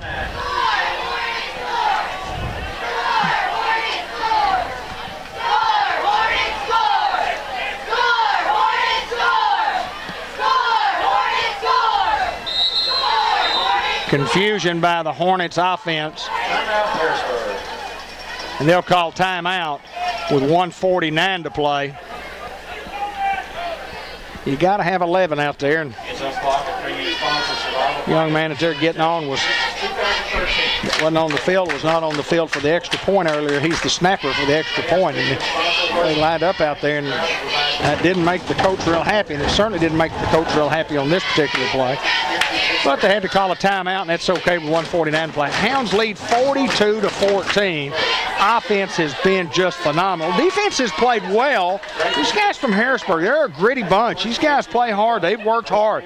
They're getting coached well. Their program is trying to make a comeback over there at Harrisburg. And they think they've got the people in place to get it done. And we think we've got our coaches in place too. And I can't imagine what the future holds for this football program. Great things, happening for us right now. Great things coming. Hounds should be in pretty good shape for the next 4 or 5 years. Big 3rd down and 9 here for the Greyhound defense. Trips to the top. Here's the snap. Quarterback going to look to pass. He's going to throw it. He's going to catch. There is a flag on the play. It's going to be holding on the defense.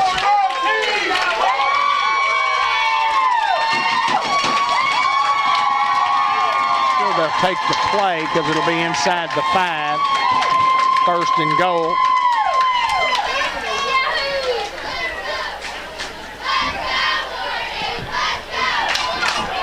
Or will it be 1st and goal?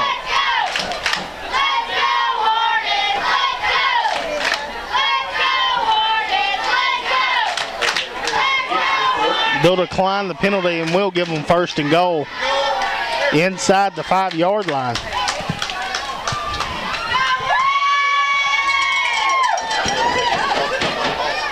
$18 checking out of the ball game, so 8's going to come in at the quarterback position. Expect 8 to get the ball right here. They just like to snap it to him, let him run.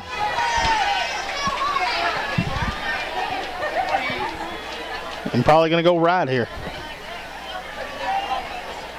Here's the snap, and he does go right. Cutting back, and he's met. Clemmy Alcorn, Jagger Robinson, and Zane Watkins. Clock moving, 1:10 to play in the half. These guys still have a couple of timeouts, 3 plays. They probably want to run some clock.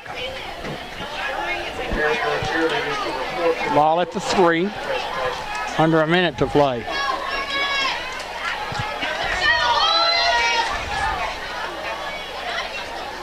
Here's the snap. Quarterback's just going to keep it, try to go left. He's going to get outside, and he's going to get in zone. Touchdown, Harrisburg. They're not going away, guys. They're going to keep coming and keep fighting. We're just going to have to play 4 tough quarters of football to come away with the win. They get the football to start the 3rd quarter of play. Hounds will have 44 seconds to see if they can do anything with it. Makes it interesting enough to see whether or not on the kickoff that these guys elect to kick short again or go deep. Kick is up, and it's no good. The score will remain 42-20. The Greyhounds lead it here with 45 seconds to go in the 2nd quarter. And it brings us the opportunity to talk about ASU, Newport, and the Aviators. Aviators. You say Aviators? Aviators. Or Aviators. I say Aviators. Aviators. Yeah, Aviators. New mascot for ASUN. It's a college right here in Newport, Arkansas. So many people take advantage of that. And Dr. Sandra Massey is leading that program. Dr. Larry Williams did for many, many years. Dr. Massey has come in and continued that great tradition of leadership for our community and our college. And great agriculture program. Lineman program is a great program. Truck driver training program is a great program. But a 2-year college also. You get associate's degree in many different areas. ASU Newport is indeed a great place to start. And just a high kick. Theron Davis is going to field it around the 25. Theron Davis trying to cut backside. Theron Davis trying to get outside. Theron Davis across the 40. Runs a guy over. Still on his feet across the 50. Across the 40. And finally brought down. There is a flag on the 45-yard line. First down, Newport. 35. Jones.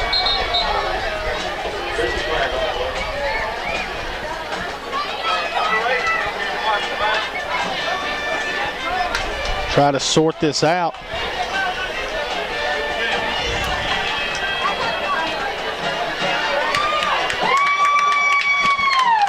Hounds are going to be penalized.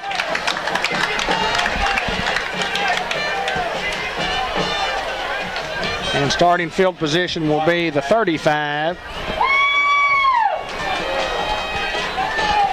with only 33 seconds left, but the Hounds with a full complement.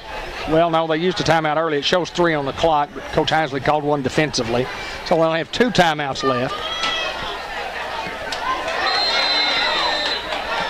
See if the Hounds elect to go take a shot here. Monquell Cox, the tailback. Here's the snap. Forrester is going to look to pass. Forrester's got Clemmy Alcorn on the sideline. Clemmy will catch it. The clock will stop.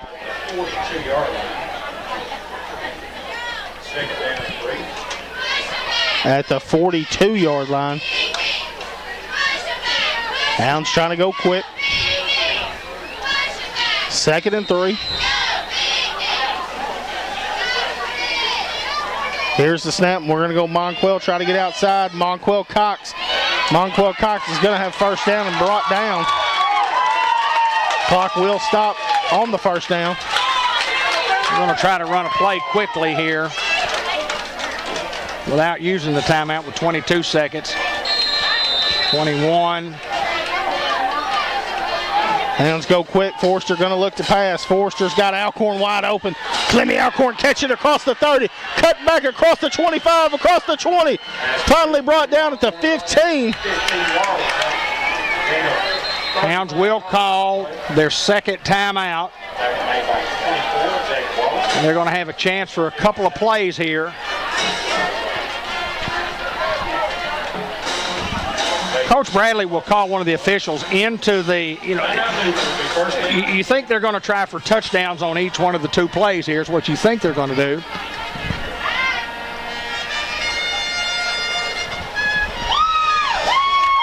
But if the Hounds elect to run the football, you have a timeout. Or if they catch a football that's short of the first down, we will tell the officials, and I see one of our coaches over there right now saying, look, if we don't get a first down on this play, we want a timeout immediately. Look for us to be calling timeout immediately. That's what they're talking. I don't know who that is doing the talking over there, but it's one of those things that you think ahead, and you just got to let the official know that you're going to call a timeout if it's not a first down. Hounds have 8.2 seconds to try to put points on the board. Wouldn't that be great going in? Harrisburg fans on their feet. Empty set for the Hounds. Hounds going to look to pass. He's got Chris Reynolds in the end zone. Chris Reynolds, touchdown Greyhounds. Touchdown Chris Reynolds. Neighbor, baby. That's what I'm talking about. Yes, sir. Big time pass from Cash Forrester. I can look across right now and see Coach Reynolds going nuts up there in the box. He's fired up over there like a bull in the china cabinet. Yes, sir. I believe that's his first touchdown of his career. Congratulations, Chris Reynolds. Hopefully many more to come there.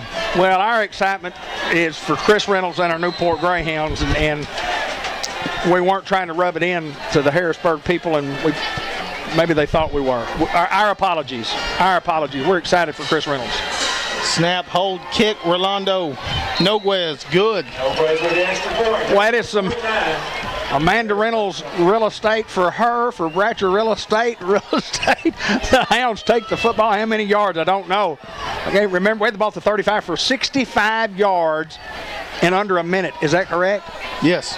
Yeah, we had 40-something seconds. How much? I don't even remember. I can't remember what happened 3 seconds ago. I had a doctor ask me the other day, how's my mind? I said, I don't know. I can't remember. That's not good then. No, sir. But I did remember that I saw a doctor the other day. That's pretty good. Hounds lead 49-20, and our excitement was for Chris. You know, anytime a guy scores his first touchdown, don't ever want to apologize for being happy for our team, but well, we're certainly not trying to rub it in. We just get excited as fans because we're fans too. We are that. We are that. These kids from Harrisburg are playing hard, and their fans have been excellent. Hound offense has just been unstoppable tonight. And they're doing a pretty good job offensively themselves. Cash Forrester just going to squib kick it. It'll be fielded at the 25 and finally jumped on. And that'll conclude the second quarter with your Newport Greyhounds leading 49-20 over the Hornets. It's been an exciting first half. We have the second half action coming right up. Let us know. We're on right now? Yeah, we're good. Oh, don't point at us and let us know. Let's just work. Let's just work. David Black, Hayden Schultz. I got to visit with some former football players of mine, and Roger Trainum, and saw handsome Frankie Lindsay's little brother, and visit with him a little bit. Talked with Calvin Henderson and John Keith Hutchison, who's working over there in the county at Poinsett County. And well, it's always great to get to visit some guys that meant a lot to you, and you spend a younger part of your life, with those guys on a daily basis. But anyway, we're just about ready to go. We are ready to go. Here's Cash Forster with the kickoff. Another high kick for Cash, going to be fielded around the 30-yard line. Looking for a seam, and he's going to be brought down by Craig Falwell. Number 2, Lane Tucker, 9-yard return. 9-yard return, going to mark it around the 52, Craig Falwell. Yeah, 38. They'll get it set up here in a little bit. It's a 29-point Greyhound lead, 49-20. The Hounds with a huge score, going 65 yards in under a minute. Capped off with a 15-yard pass from Cash Forster to Chris Reynolds, his first touchdown pass ever, first touchdown for a Greyhound. Here we go. 1st and 10, here's the snap, and they're going to go big 3 up the middle. He's going to be brought down, a host of Hounds. I love seeing coming out of the half and 4 or 5 guys making that tackle. Nice to see you, Ben. You enjoy visiting with some guys you graduated with? Got to see some old heads there. A little bit out of breath from running up these stairs. Oh, 2nd and 8 now, ball at the 40-yard line. Julius Clark not back in the football game, and I didn't get a chance to talk to anybody to. Got a stinger. Here's the snap. They're going to go up the middle. And he's met by a host of Hounds. Give him 1 on the play to the 41. And the stinger being he just took a pretty good hit on his shoulder there, and probably going to be out for a game. Okay, good deal. Rest of the game. Good deal. As far as we know now. 3rd down and 7 or 8 right here. Big play, Hayden. Trips to the bottom of the screen for the Hornets. Offsides play, and the Hounds do fall for it. It turns a 3rd and 8 into a 3rd and 3. That's a hustle mistake, and as long as we're getting after folks, we can live with those. We're going to have to stop them anyway. Let's go D. A very hot and humid October night. They're not very comfortable out here, for sure. Homecoming festivities and activities we talked about in the pregame. Big 3rd down and 2. Here comes motion, bottom of your screen, fake, and they're going to go dive. And he's met in the backfield, but he's going to fight forward for a 1st down. Zane Watkins the first to hit him, and he slips a tackle, and he's going to get enough for the 1st.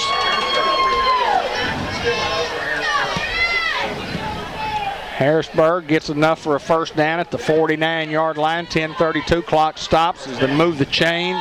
Hounds lead at 49-20.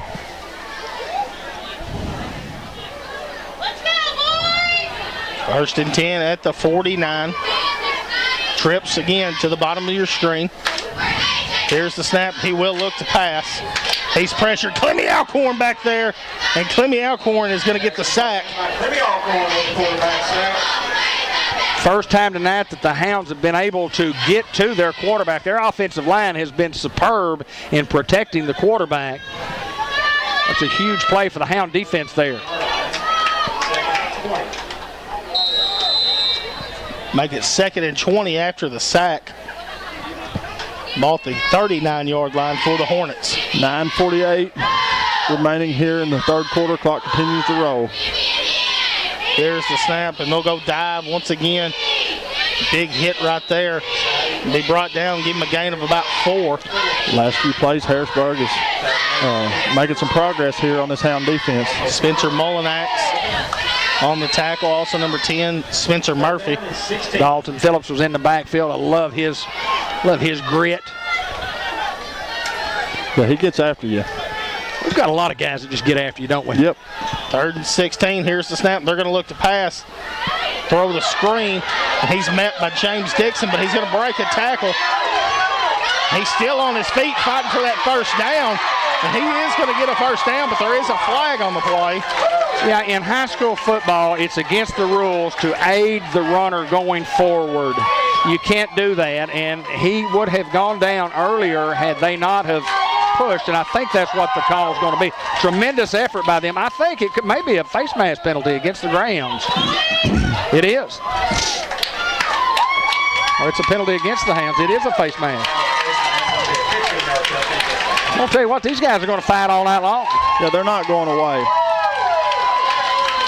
We just got to continue to remember our game plan and execute what we've been taught all week.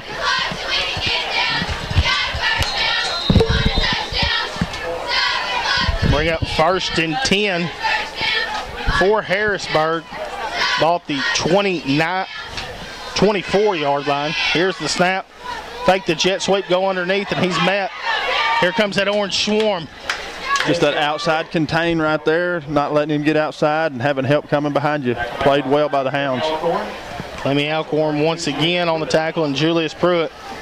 Those guys who man the middle at linebacker position. Think about the clock moving. This time in the first quarter, I think there were already 3 touchdowns on the board after the 4-minute mark. Trips to the top of the screen for the Harrisburg Hornets. Try the no play, and it does not work. 2nd and 9. We'll see what the Hornets will dial up here. Play clock running down, and they'll call a timeout. A little confusion on the Harrisburg Hornets there. Well, once you call the no play, and then you have to signal in a play, and you have to make sure that everybody sees the play, knows the snap count. A little confusion. Harrisburg wanted a timeout. Very important drive for their football team right here, coming in after halftime and trying to get a little halftime momentum here in the third quarter. And clock's down to 8:02 to go. 49-20, the Hounds leading the Greyhound football game. Brought to you by Llewellyn and Company, Larry Llewellyn and family. Accounting services and tax preparation and planning. Management consulting services and payroll, representing 3 generations of Greyhounds, located at 407 Walnut Street. You can call them at 870-523-6764. They're a busy bunch this time of year, for sure. Llewellyn and Company. B&T Battery, Neil and Keith, the battery guys, located at 2400 Highway 367 North, handling all types of batteries for your auto, boat, ATV, and golf carts. Do sales and service on golf carts, too. Come by and see the battery guys, or give them a call at 523-2758. B&T Battery. Big 2nd and 9 here for the Newport Greyhound defense. Here comes motion, bottom of your screen. Here's the snap, and they'll give it to him. And great pursuit right there. Number 51, Zane Watkins, said his name all night. Zane Watkins on both sides of the ball. Tremendous game tonight. Played very well. 3rd and 6.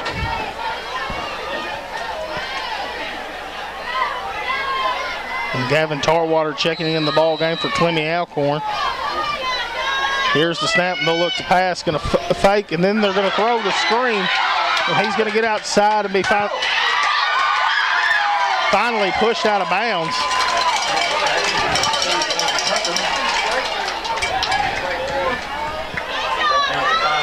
Five or 5. six. Hard to see from this angle, especially with the fans standing up.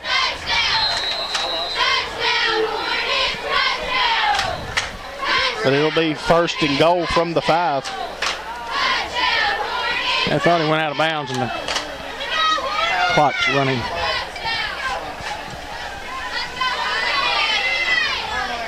Here's the snap. Quarterback's just going to keep it. He's going to get outside, and he's going to give the end zone. Touchdown, Harrisburg Hornets. I don't know, is that the 3rd score on the quarterback sweep? That how all their scores have come? A very effective play for the Hornets.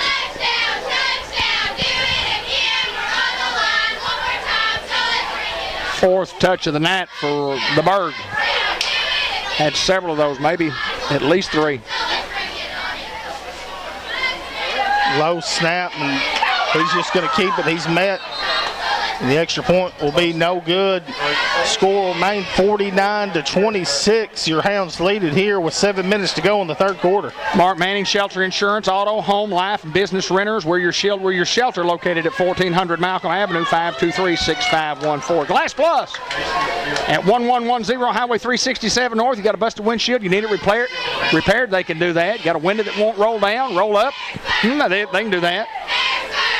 They do mirrors, they do screens, they do prints, picture framing, all types of auto glass repair and replacement. 523-3505. Sam Nicholson Farms, supporting the Greyhounds for many, many years, many generations, and more on the way. The Nicholson Family Farms. Iberia Bank, located at 200 Olivia Drive here in Newport, offering all types of banking services. Billy Keating and crew say good luck to Coach Mark Hasling, Coach Mark McGee, and the Hounds and the Pups from Iberia Bank. Exciting group that junior high is. No doubt about it. And a high kick. Theron Davis going to field it around the 20. Theron Davis going to cut across the back field. Theron Davis is going to get outside and finally brought down around the 37-yard line. Pretty good return there by Theron. Have a 17-yard return for Theron. 6:52 remaining here in the third quarter. Hounds lead the score of 49-26 over Harrisburg. Other than the miscue on the turnover by the Hounds, the Hound offense has not been stopped tonight.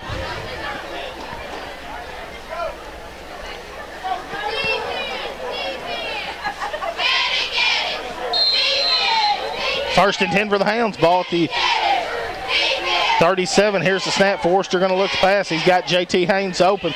J.T. Haynes is going to be pushed out of bounds. J.T. Haynes give him 7 on the play. Make it 2nd and 3 from the 44. 6:46 remaining in the third quarter. Trips to the bottom of your screen. Big Dave wants a sweep here to the bottom of the screen. And that's what we're going to get with Theron Davis. Theron Davis trying to get outside. Theron Davis cuts it back up across 50, across the 40. Theron Davis finally brought out of bounds at the 29-yard line. Well, you just look out there and you look at who's tired and you go, well, this guy's dragging a little bit and he's slow to get back. Well, he's over here on this side. And so, boy, this play ought to work right here. And it did. 6:37 remaining here in the third quarter. Hounds lead 49-26 over the Hornets. First and 10, ball is on the 29-yard line. Hounds trying to go score. Clemmy Alcorn checking in tailback position. First and 10, here's the snap. Cash going to look to pass. Got the switch route, and he's got Chris Reynolds wide open. Touchdown, Chris Reynolds. Number 2. Chris Reynolds, what a game he's having. What a big night for Chris Reynolds. I don't know, we might see him up here in the booth tonight. We could. We could.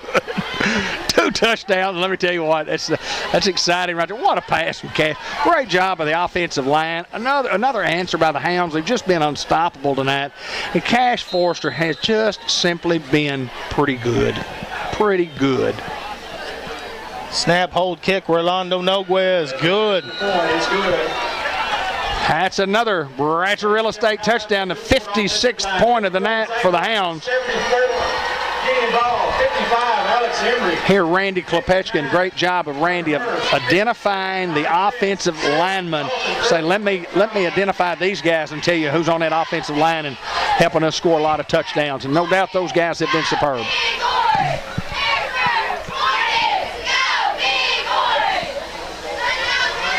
Chris Reynolds, a couple of touchdowns tonight. Yeah, I was Austin Lane sent me stats at half, and obviously they've gone up. Monquel Cox already had 153 rushing yards, and Theron Davis 151 at half. Wow. And Cash Forrester thrown for 173 at half. He was 10 for 12 with 3 touchdowns. So 150, so almost 500 yards of offense in the first half. In the first half, and obviously when you go down there and get that score. Another high kick fielded around the 29, looking for somewhere to go. He's going to go up the middle, and then a swarm of orange helmets going to bring him down. Well, there's 3 guys standing in the orange, so that means 8 guys are on the tackle. That's just good effort by Harrisburg and great coverage by the Hounds. 6:06 remaining here in the third quarter. Hounds lead at 56-26 over the Harrisburg Hornets. Andrew Pitts, Gavin Tarwater going to be the first on that tackle for the kickoff team. Guys do a tremendous job putting in the work every week. you can see our kickoff team getting better and better and better and better every week. That's what it takes. You got to be willing to go out there and you got to be willing to learn and get better and work on some things, and that's what we do every week.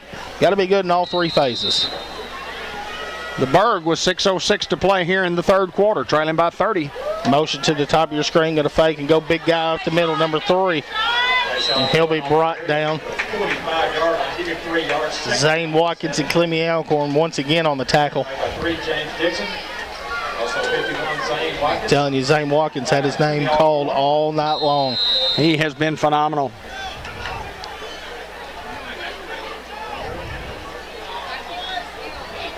This is Alex Emery with a big play here. Here's the snap. They're going to go fake quarterback keep. Played very well, Julius Pruitt. Julius Pruitt, what a play by him just to tackle that guy in open space. And that's a name that you hear a lot, but we overlook the linebacker position a lot of times, but they're in on almost every single tackle along with one of our defensive linemen. Bring up a big 3rd down and 8. Ball at the 44-yard line for the Hornets.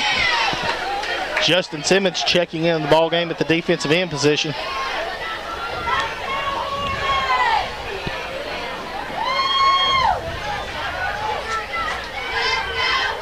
Here's the snap. Quarterback going to roll out to his right, looking for a receiver. He's getting pressured. Once again, the defensive line. All 4 of them there. 62, Justin Simmons and Dalton Phillips. Zane Watkins there and just missed it. Fresh legs, great effort. Justin Simmons coming in and showing that he can play and deserves some playing time. The Hounds were fortunate enough here to field the ball and put 6 points on. The sportsmanship rule would go into effect. The gentleman's rule. The gentleman's rule. That's what me and Brian tried to call it last year, the gentleman's rule. On my word as a gentleman, Andy Griffith. He's a dandy. Here's the snap, and they will get the punt off. Another high booming punt. And the Hounds are just going to let it roll. And it's going to take a Hornet bounce right around the 11-yard line. So good punt for the Hornets. Hounds will be backed up for the worst starting field position, I think, of the night. I believe that was a 50-yard punt. That was an excellent punt, which what a job by the defense. Harrisburg takes the opening kickoff of the third quarter, drives down and scores.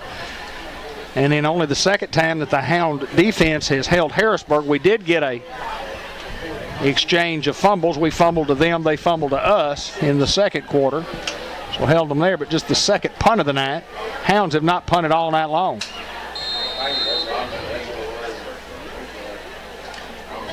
And 1st and 10 for the Hounds. Ball at the 11-yard line. Theron Davis in at the tailback. Here's the snap, and we'll go Theron on the counter. Theron trying to get outside. Theron was hit in the backfield. Theron still on his feet, finally brought down. There'll be a loss of about 2 on the play. It took 10 guys to bring him down. You hate to see Theron down right now. Hopefully just a cramp.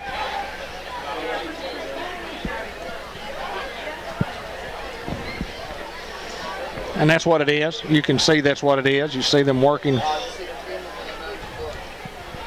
want to remind everybody as they work on Theron to get that cramp worked out. At least that's what we hope it is.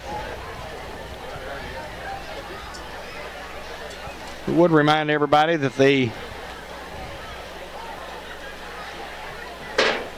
Theron's okay. Football game is brought to you by Doyle Farms, Doyle Family Farms, saluting the Newport Greyhounds. The Doyle family extremely involved in our Greyhound football program from Pee Wee to senior high. And congratulations to the Newport Hounds from the Doyle Family Farms. Churchman's Building Center, Ace Hardware. We're more than just a building center. You can get paint, carpet, Carhartt clothing to go along with everything you need for building projects, whether it's a minor repair or a major project. We've got it all. Think Ace is the place on Highway 367 North in Newport, the Churchman family.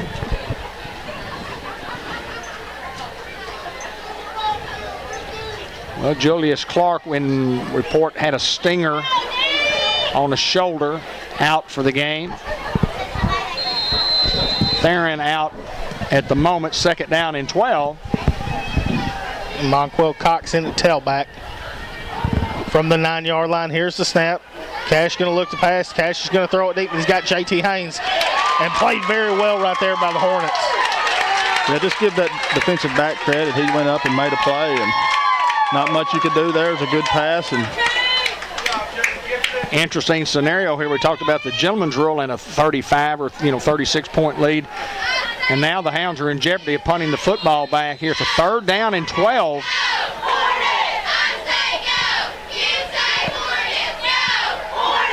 From the 9. Here's the snap. Forrester going to look to pass. He's got Clemmy out in the flats, and Clemmy just drops it. Now the Hounds have to punt. And it'll be a short field for Harrisburg. 3:32 to play in the 3rd quarter. 56-26 our score, and these kids from Harrisburg are putting up a gallant effort against the Greyhounds.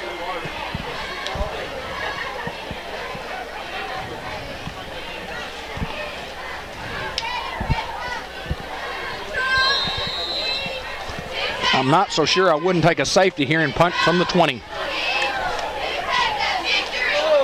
And we're going to not get it off. We're going to get a safety. Good call, David Black. Well, it's not the way I wanted it. If we don't fall on it there, it's a touchdown them if they fall on it. But in looking at it, you got a 30-point lead. You'd had a 28-point lead, and you were able to kick the ball free from the 20-yard line as opposed to your own end zone. I'm sure we thought about that and then just decided that we would just go ahead and try to kick it out of the end zone. And you go about that by thinking, you say, well, why do you come up with that? Well, I know they missed a couple extra points.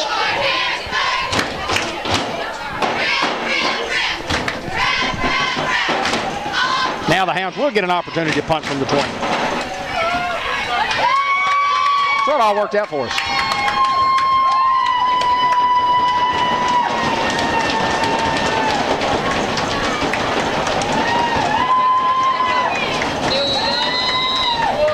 Cash Forrester will punt it for the Hounds, and a high punt. Going to be fielded around the 37-yard line. And Chris Reynolds is going to be there. And a host of Greyhounds as well. Couldn't see, get underneath the bleachers. Well, tremendous coverage by the Hounds there. I believe 18 Gavin Tarwater in on that tackle as well. Can the Hound defense get a stop here? 3:20 remaining here to go in the 3rd quarter. Hounds lead 56-28 over the Hornets. They'll take over just inside midfield, 49. 1st and 10 for the Hornets. Here's the snap. He's going to look to pass. He throws a bullet. And they're going to say it's incomplete. Clemmy Alcorn, as soon as the guy catches it, he's there. And they will rule it incomplete. Bring up 2nd and 10 now. Boy, and that was a big hit there, too. Maybe hit by Clemmy. Yeah. That one Theron had on the kickoff. It was a good one. Yeah, I believe that might have been a little better. That was Bad boy Mower. Hits of the week. 2nd and 10. Here's the snap, and they're going to go a delay. Give it to Big 3. 62. The pursuit Justin of Simmons on the tackle. The pursuit of our defense is just, man, they're unbearable. Make it uncomfortable for you, don't they? Oh, man, just getting after you. It just reminds me of bees or mosquitoes just constantly swarming. And 3rd down and long here. 3rd down and about 8. And a huge play. Here's the snap, going to look to pass. Pressured out of the pocket, just going to throw it. He's got a man open. Played well, and he's going to be brought down short of a 1st down. It's going to bring up 4th and a couple, and obviously Harrisburg will go. 2:34 clock moving. 56-28. Can the Hound defense get a stop tonight? We hadn't had a big stop tonight. Like on a 4th down play. well, here it is right here. Stay on sides. Here comes motion, top of your screen. They do go dead play. Hounds do not fall for it. Yeah, when the quarterback didn't have his mouthpiece in, I knew they weren't going to run a play then. They're right here in front of us. Play clock down to 5. Here's the snap. They're going to give it to Big 3. Played very well, Justin Simmons and Clemmy Alcorn. It'll be short of 1st down. Turnover on downs, Greyhound football. There's the big stop, Dave. 4th down stop, man. Had several opportunities in that. They just were able to come out on top on most of them with the no play, but you see a good disciplined team there learning as we go. Justin Simmons among others for the Hounds in tremendous defensive pursuit. 1:58 to play, and Hounds with a 28-point lead. Theron Davis in the ball game now for the Hounds at tailback. Here's the snap. We're going to go Theron outside. Theron's got a hole. Theron going to be brought down around the 46-yard line.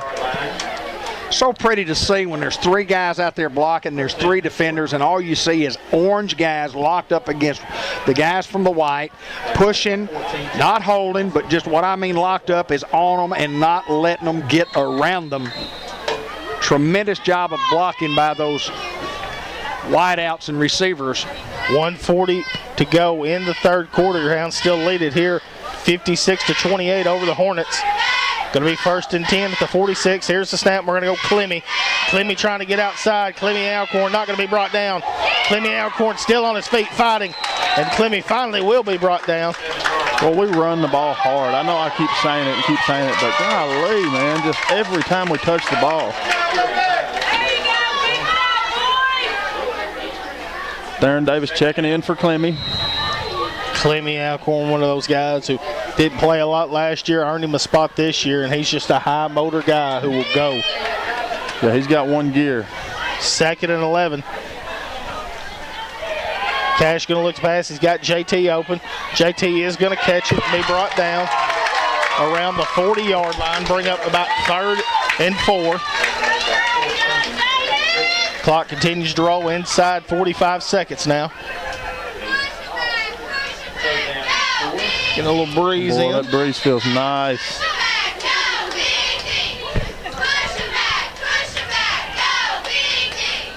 Third down and 4, inside 30 to play in the third quarter. Will the Hounds go long count here? Here's the snap. We'll go Theron Davis up the middle. Theron Davis spinning off a tackle. Theron Davis finally blowing the whistle dead. Be at the 37-yard line. It'll be about 4th and inches. And as the third quarter is going to go out here, your Hounds still lead 56-28 over Harrisburg. Well, the Hounds have led from 21 to nothing. See you, Big Lance. Love you, brother. Lance Connor. Lance Connor's in the house. 53 in the program. Yes, sir. Number 1 in your heart. Talking to a guy before there at halftime. Lance was there, and Lance was the ball boy on our team when I was a senior. Is that right? Yep, so he's been around this old game a long time and deep roots in it with his family, and just a good player, man. He'd get after you, buddy. Lance would get after you. One of those gritty, hard-nosed guys, just wouldn't take no for an answer. No. Played with him my 10th grade year. Lance was a senior. Played a little bit of offensive guard and played some linebacker as well. Brian Smith, Farm Bureau Insurance, huge Greyhound supporter. Congratulations to Brian and Marcy's daughter Madeline, who was on the homecoming royalty tonight.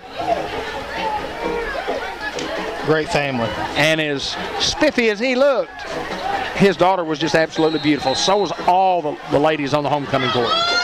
4th and inches. Forrester looks to go under center. Here's the snap, and that's what we'll do. Cash, quarterback sneak. Cash has the first down, and at the 35 is where they'll mark him.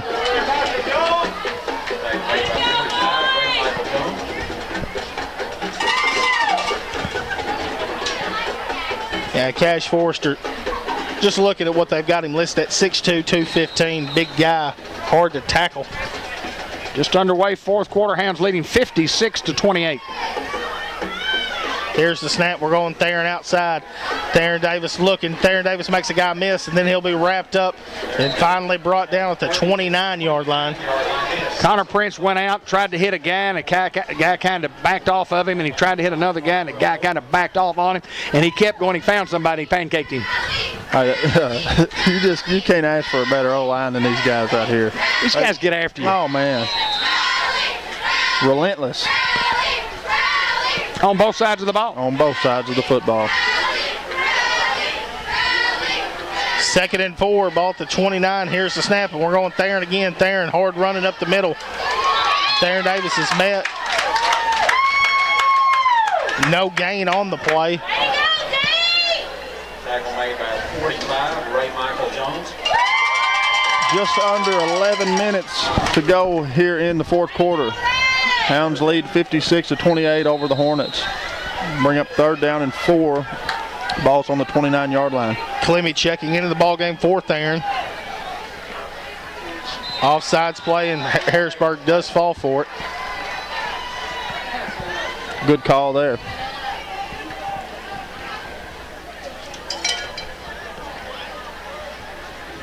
What makes it such a good call, not only do you get the 5 yards and get the first down, Newport, first down.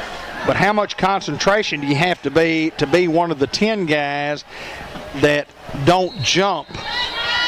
And I've always wondered about that. When you go to the line of scrimmage, when you know you're going to run a play, you're up there looking, say, okay, this guy's supposed to be here, I'm going to block right here. When you run the no play, you don't do that. Clemmy Alcorn up the middle. Clemmy Alcorn getting outside. Clemmy Alcorn stiff arming, still on his feet, and then finally out of bounds. Great running from Clemmy. Man, just running the ball hard. Dad, like you said, you know, when you run the play, you have pre-snap obligations. You have to look at what's going on, and when it's a no play, it's just You have none. you have none. No, sir. You just go over Don't and say, move. Don't move. Don't move. Yeah, it's not like you go to the line of scrimmage and go, okay, the linebacker's not where he's supposed to be, so I'm going to have to block down here on the guy that's in inside gap. And you're not thinking anything. You just, because when you first step, and you know it after you step, because I've done it. You step and you go, oh, I don't know why I did that. I don't know why I did that. 1st and 10 from the 12. Trips to the bottom of your screen. Here's the snap, and we're going to go Clemmy inside. Clemmy Alcorn still on his feet, fighting for those yards. And Clemmy Alcorn give him a few on the play. Just hitting the backfield and just kept his legs turning and gained a couple yards there on that run. Yeah, you got 3 at least. Yeah, no doubt. 9:41 remaining here in the contest. Hounds lead 56-28 over Harrisburg. I Care RX Pharmacy, 1117 McLean Street, Newport. Eric and Katrina Schaffner, full service pharmacy. And free delivery. Let us help you be well at 523-5555. Here's the snap. We'll go Clemmy inside. Clemmy Alcorn. Finally going to be brought down. No gain on the play. The 6-yard line brings a 3rd down for Newport. Bring up Tackle made by 56. 3rd down. Also, Clemmy takes on down. Hounds can get a first down near the 1.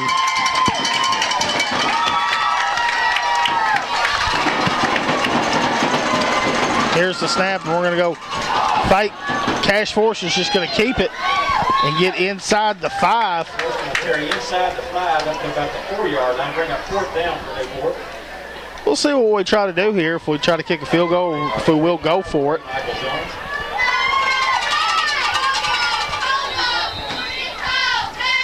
We are inside the 5-yard line. And Go ahead. 4th down and 3. Hounds are going to go. And Davis in, and they go offsides play and do get them to fall for it. And it'll be closer, but not a first down. Down about the 1.5, and they have to get to the 1. They're going to look at this, and they do say first down. It is enough for a first down, so it's 1st and goal. Is that correct? Did I see that right? I know I don't see very well. Yep. Looking at the monitor here. It'll be 1st and goal from about the 1.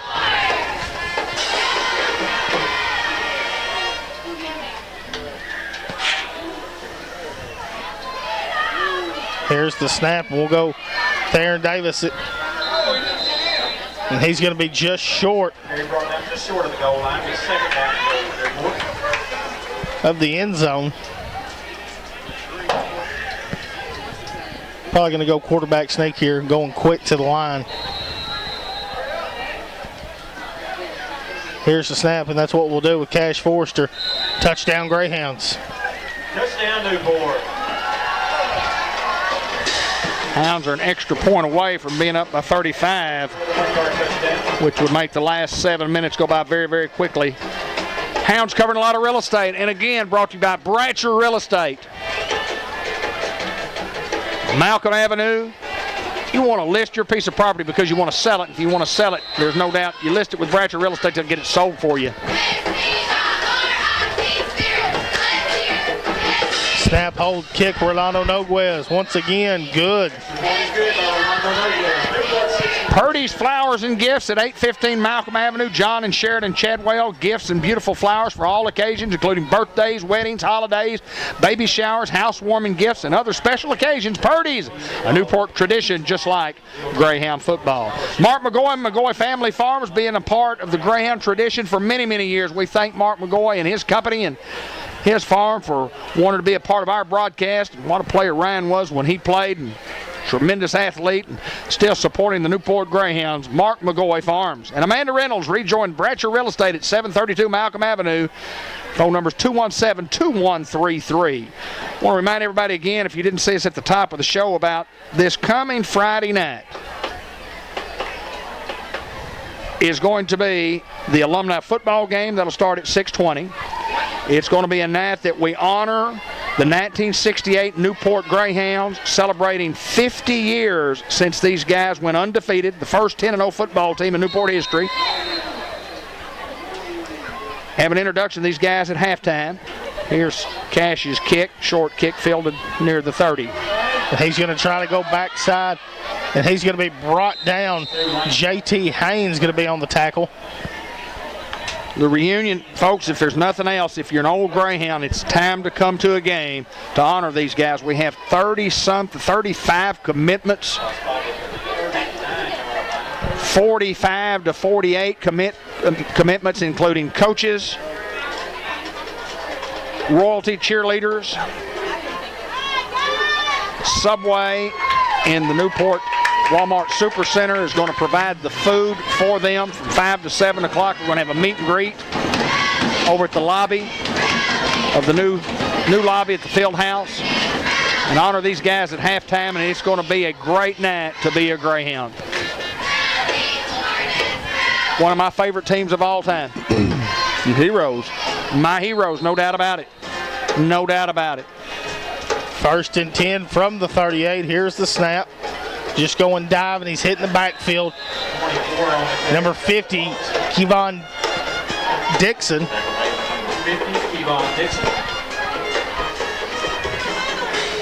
6:18, clock moving, 63 to 28.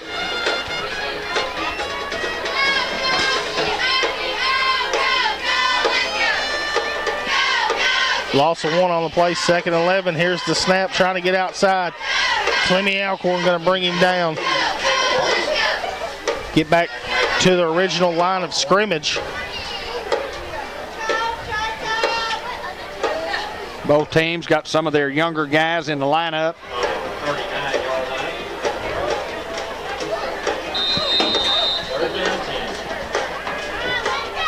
Make it 3rd down and 10 from the 39. Here's the snap, going to look to pass. He's going to look to throw it deep and just overthrows everybody. Incomplete. It'll bring up 4th down and 10 for the Hornets.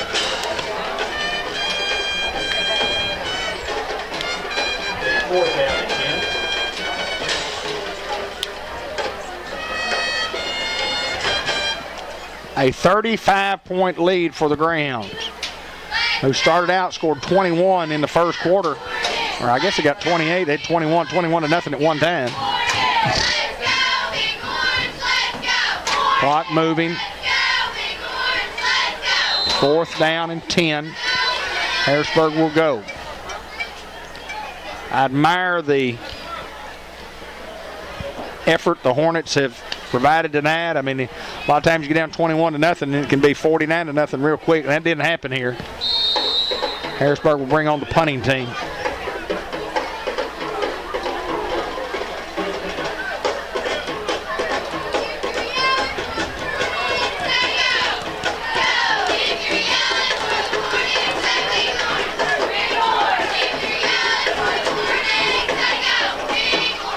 Good snap, and they will get the punt off, and another booming punt. Hounds are just going to let it roll. A big hit right there, Chris Reynolds. No doubt. clean number 5 up. You can tell that hurt. Chris Reynolds is not going to be a good football player. Chris Reynolds is a good football player. Yes, he is.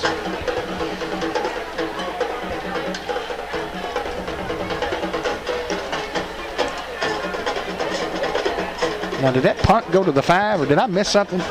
No, it rolled. I didn't know it was down quite to the 5, but apparently it was where they got it marked. Wow. A 97-yarder. It landed about the 20 and rolled.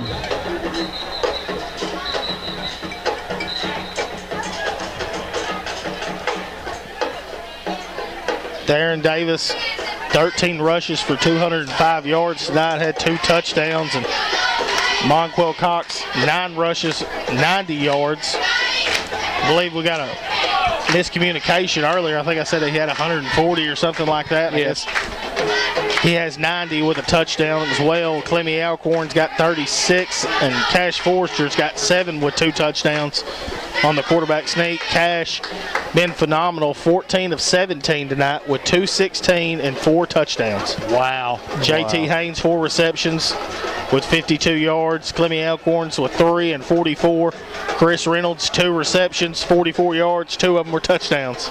So Cash has thrown for 4 and ran for 2? Yep, 6 total TDs. Cash Wow. Forrester tonight.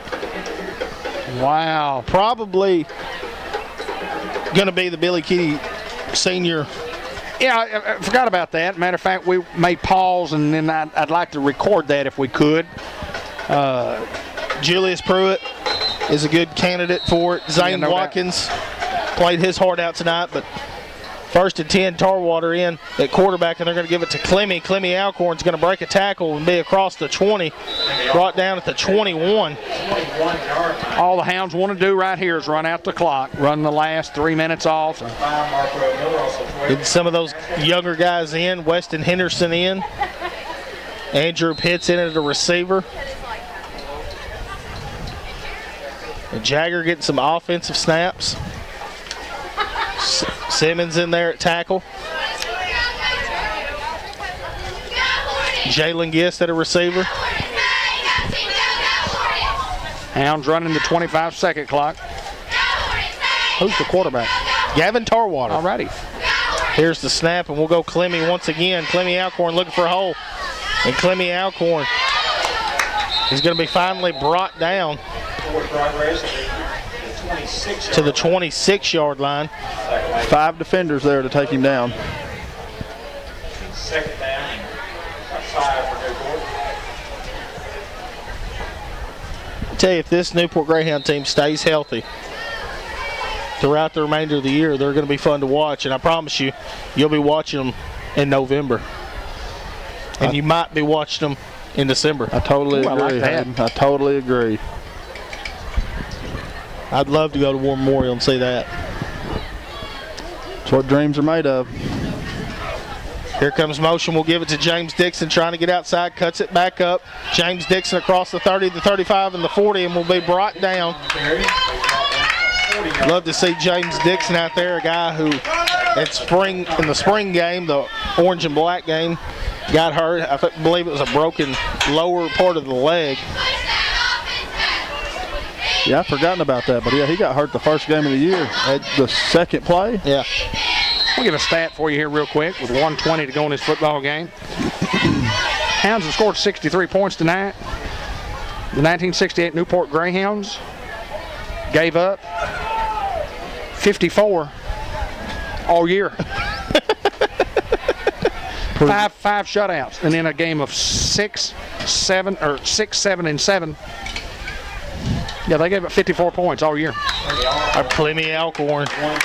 Give him a couple. Got the opportunity to watch those guys on some film. Oh, man. And, man, you talk about get after you, mean, tough. And the guys that were juniors and sophomores of that group, the next year went 10-1 and were voted a state champion. We were not voted a state champion in 1968, but we were in 69. Even though we lost a tough ball game to West Memphis that year, we were 10-1 and were state champions in the very first state championship. What happened? Well, they had voting, and Arkadelphia was undefeated also, and some of the state guys, voted them the number 1 team, a little closer to Little Rock, whatever. Tarwater will just take a knee and do it for the game. Your Greyhounds are going to win it here 63-28 over the Hornets. Bad boy mower hit of the week. I'm going to say Theron Davis. Oh, no doubt about it. It was a good one, no doubt. And we want to thank Scott Lancaster and all those guys up there at Bad Boy Mowers. And you can look them up on the website and try to find out where the local places that you can get you a Bad Boy mower. But Bad Boy Mowers hit of the week to Theron Davis. We got the coaches show and the player of the game coming up. Ben Black, final thoughts. Got the Bill Keedy Award here on midfield coming right up. Yeah, we're going to watch that for sure. But we'll take a break until that comes up. Hounds win 63-28, and the Bill Keedy Award will be next. Cash Forster has been named the Bill Keedy Award winner for the night. This award is given to the player who has an outstanding game but has great character, integrity on and off the field. The Keedy family is there. You see Will, Jake Keedy, and Brandy and Billy, and of course Miss Jennifer Keedy. And my goodness gracious, it's been, well, I guess 3 years now that we lost Bill, and what a great guy, just a tremendous guy to the program. More importantly, just a great guy. I mean, a great friend. Yeah, just, I miss him. He would be in our office almost, 3 or 4 times a week and almost every day, and I certainly miss seeing him there. And of course, he and Bud, and they're up there watching the old Greyhounds tonight and doing good and saying go Hounds, no doubt about that. But sure is lonely up there at the office sometimes. No Bud Black and no Bill Keedy, but that's life, and we move on. And congratulations to Cash Forster. And there's Alton Walker, and we don't talk about Alton enough for all the job that he does. And be back at 7 o'clock. Have a safe trip home. He snaps those pictures, and he snaps literally thousands of them and puts them on Facebook for the kids to see. And that man's got a servant's heart, no doubt. He has a servant's heart, no doubt about that. And he's got a good heart. He's had some health issues, no doubt, with his heart. But anyway, he's hanging in there, and he's doing a lot better. And he was by the office earlier this week and talking, said he had a little spell, but he's doing good. And we're thankful to have a guy like Alton Walker who's been doing some things. They're going to get some pictures down there on the field, I guess, of, I don't know, maybe all the seniors, or not sure what they're going to get, but Alton wants some pictures. Guys, I guess final thoughts on the football game, Ben Black. Hey, homecoming, big game. You hope the riffraff during the week, I call riffraff what the old heads say, anything but football, doesn't get in the way of the performance. And obviously tonight, scoring 63 points and having such an offensive game, it didn't. And just exciting. Let's move on. Hayden Hounds win 63-28. I mean, it's just a good quality win over a good Harrisburg program. We talked about it at halftime. Ben said, they haven't gave up this many points the entire season, Sure. And we put it on in one game. And it just shows you they fought and they fought and they fought. But the Greyhounds, you just see the speed over and over again. And big saying that we used to have in high school was speed kills, strength it punishes. And it shows tonight. That speed, but we also got that strength, and we'll come hit you. Yeah, no doubt about it. Hounds with a huge victory tonight, and 3-0 in the conference, and another home game, and then on the road for a couple, and back home, I think, again.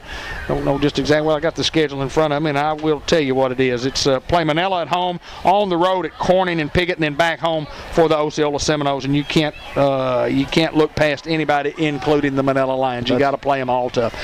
For Josh and for Ben and for Hayden, guys, we've got the coaches show and the player of the game up next.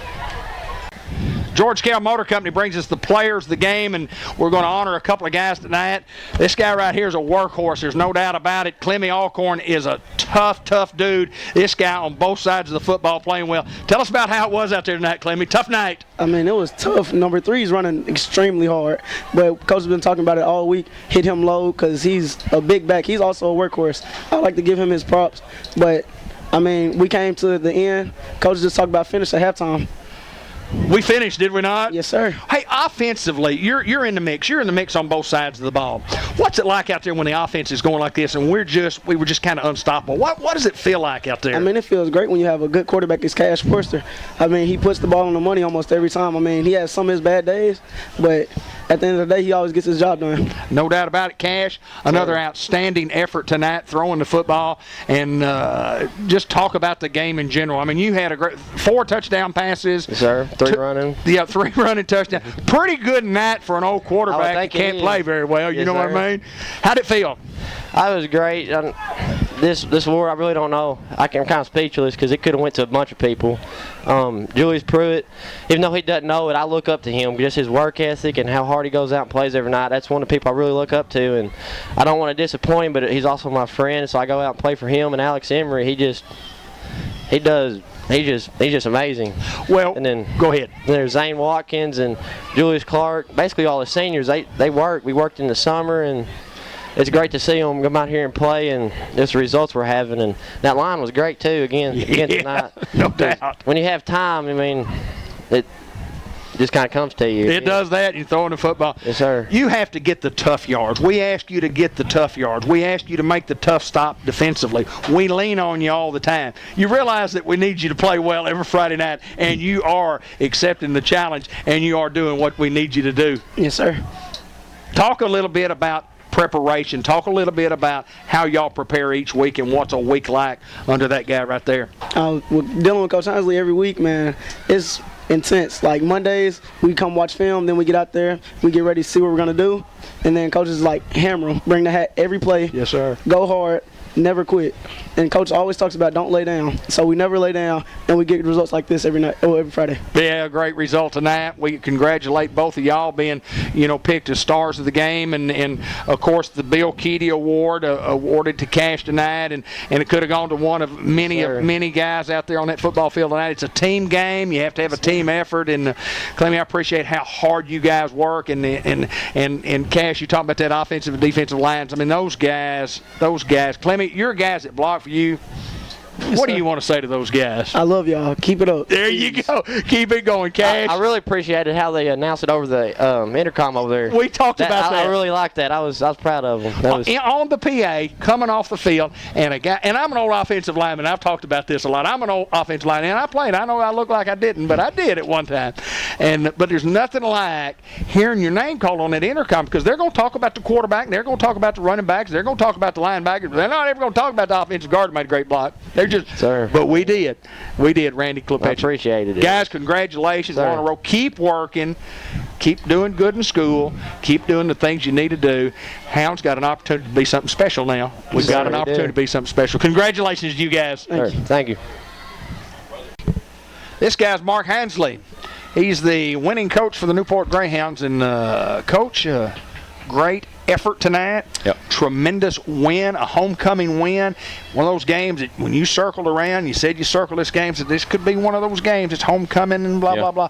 Our offense was great. Just talk a little bit about our team effort. Talk a little bit about this effort. Is though, and I don't want to call it a trap game. It's one of those games where you feel like your focus may be a little off, and you feel like and in our goal ladder, my triangle in there, I call it my focus game, because it's a game where if we just drop our focus for 1 second against a team like this, they're going. And they fought hard. Absolutely, they did. Hats off to them. You think coming after half, and we told our kids they're not going to lay down for you, and they did not. So they were a four-quarter fight team, and our kids matched them punch for punch. And I'm glad to see we come out on top. But let me tell you this about our offense. We have known for a long time now, when you have Cash Forrester, pulling the trigger back there as a 3-year starter, you're going to be pretty good. When you start talking about all the veterans that we had that catch the ball, and then the younger kids that we had tonight catch the ball, and you talk about our veteran offensive line and those backs we have right now, not counting Joe Brodus, our offense right now is just about as strong as you're going to get one. Well, Julius went out, and Julius Clark, and got a stinger. What's the report on him? Well, not 100% sure. He had a lot more mobility a while ago, so he's probably going to be a rest guy, and I expect him to play next week. Well, you put a guy in there, so okay, well, let's use Chris Reynolds. He's a sophomore there and doesn't have a lot of experience, and then, Chris Reynolds. I was talking to Ricky on the radio a while ago about next man up, and we talk about that, and when you see it come into place right there where the next man did come up and he 2 scores, and he almost had another chance over here if we'd have thrown it to him. He was wide open. So, for a kid to come in like that and to have productivity, that's what we ask him to do day in, day out, and it's big. It's good to see that from Chris. Well, their offense, I thought, had a great game plan. I thought they, the things that they do, and you had told me that you thought that they were a pretty good offensive team, and they handed off that big guy right there, and they threw the ball a little bit. But we just battled defensively. We just gang tackled. We just got after people. Yeah, and we know our challenges. We have some, we're a smaller defense. Right. I mean, we're smaller in the junior high end, and when you're a smaller defense, you can play that spread and that wide open a little bit better. When teams start putting you in a phone booth and they start putting in those wings and those big guys, that's when we get challenged. Right. Because we just don't have any more big guys we can throw at them that can do that job we're asking them to do. And that's what you see a lot of times is that edge. We just give up that edge a little bit because they bounce it out and we don't have the personnel to do it. And let me tell you something. Number 3 ran the ball pretty hard. Yes, he did. He's a big back, and you just can't send one guy at him. Right. And that's what I kept asking the kids is why are we trying to tackle him high anyway when we're getting the face mask penalties, because you hit that guy low. You don't give him a chance to hit him up high. So they did what they did very well. They knew their personnel. They run the ball inside very well with the big guys. They had some scat backs they tried to do things on the outside with, and the changing in and out of the quarterbacks when they got down on goal line and heavy sets, that was a great game plan. And we had to try to change up some things second half for that, but they know their personnel and they did a good job with it. Well, we jumped out 21-0. Looked like we're going to cruise, and these guys, they scored anyway. They really didn't get back in the ball game, but they kept fighting, and obviously, those guys were trying to do the best they could do. But I thought every time that they made what seemed to be a challenge, we had an answer to their answer every single time. That's what I love about our team right now is we are a punch for punch team. Man, we are in that boxing match game in and game out, and we're just battling. We battle. I mean, we they hit us with a punch and we're right back. And that's what you love to see from a group of guys like we have is we've seen that before where you get hit and the team will just kind of lay back, and then that's when you're against the ropes. And now our kids don't. They keep battling, and we're going to win a lot of games because of that. No doubt. No, I'm looking forward to the stretch run here. We're past the midway point. Yep. We're into the meat of the schedule, the meat of the heart of the conference schedule. Manila coming, looking ahead, just Manila, and you can't look past anybody. But anyway, you play it week at a time, and you try to get better each and every week. And that's what I told our guys. Right now, the main thing is to stay healthy when you get in that meat of the schedule, staying healthy. And I told the kids on the field a while ago is we have still a lot more work to do. Because I don't base everything we do on Harrisburg or the game. I base everything on what our end goal is, and that's taking the conference championship, and that's taking away from Osceola. Because in my mind, everything's going to end up there at the week 10. So we got a lot of work to do. We got a lot of things we got to get better at. Because to me, I'm not looking that forward, but we're wanting to roll this thing, and we got to finish undefeated. Yeah, anybody that says that we don't look ahead, I mean, we all look ahead. Because you know what's there. You have to look ahead. Sure. If you're not looking ahead, you're looking behind. Yeah. And you don't want to be looking behind. And it's like I said off camera Ben a while ago is I'm not looking that far ahead. I can't wait to get in here with Manila. Absolutely. So I'm not looking that far ahead. No. I can't wait to get Manila's film in here in a little bit and just dive into that. So it's not. I'm not looking that far ahead. I'm looking to Manila. That's for sure. My point is this: you're looking ahead to Manila. Great game tonight. You do that, but then the game's finished. Yeah. The game's finished. You tell you guys, great game. Yeah. You got to go to work. You got to go to work. We got to go to work now. You got to go work because you got to get better, obviously, for Manila. But then ultimately, you want to keep getting better for Week 10. Absolutely, my friend. It's going to be It's been a great year going, and it's one of those years where you think, golly gee, this may have something special going on here. We just and I think the way that we fight and keep finishing is why it's special. Yes. And I think if we were just slipping up and beating games here and there, but I think the way that because we've been challenged these first 5-6 games. Absolutely. And I have seen our kids finish and really push to the very, very end. So right there, that tells you no matter what game we're in, I love this team's effort. Subway Coaches Report each and every Friday night. Subway and Walmart Super Center brings you the Coaches Show. Coach, congratulations on 3. We're 3-0 in the conference, and we're rolling. We're where we need to be. We're rolling. Congratulations to you, and I'm looking forward to week after week after week. Let's get after those Manila Lions. Yes, He's Mark Hasley. He's the head football coach of the Newport Greyhounds. Go Hounds.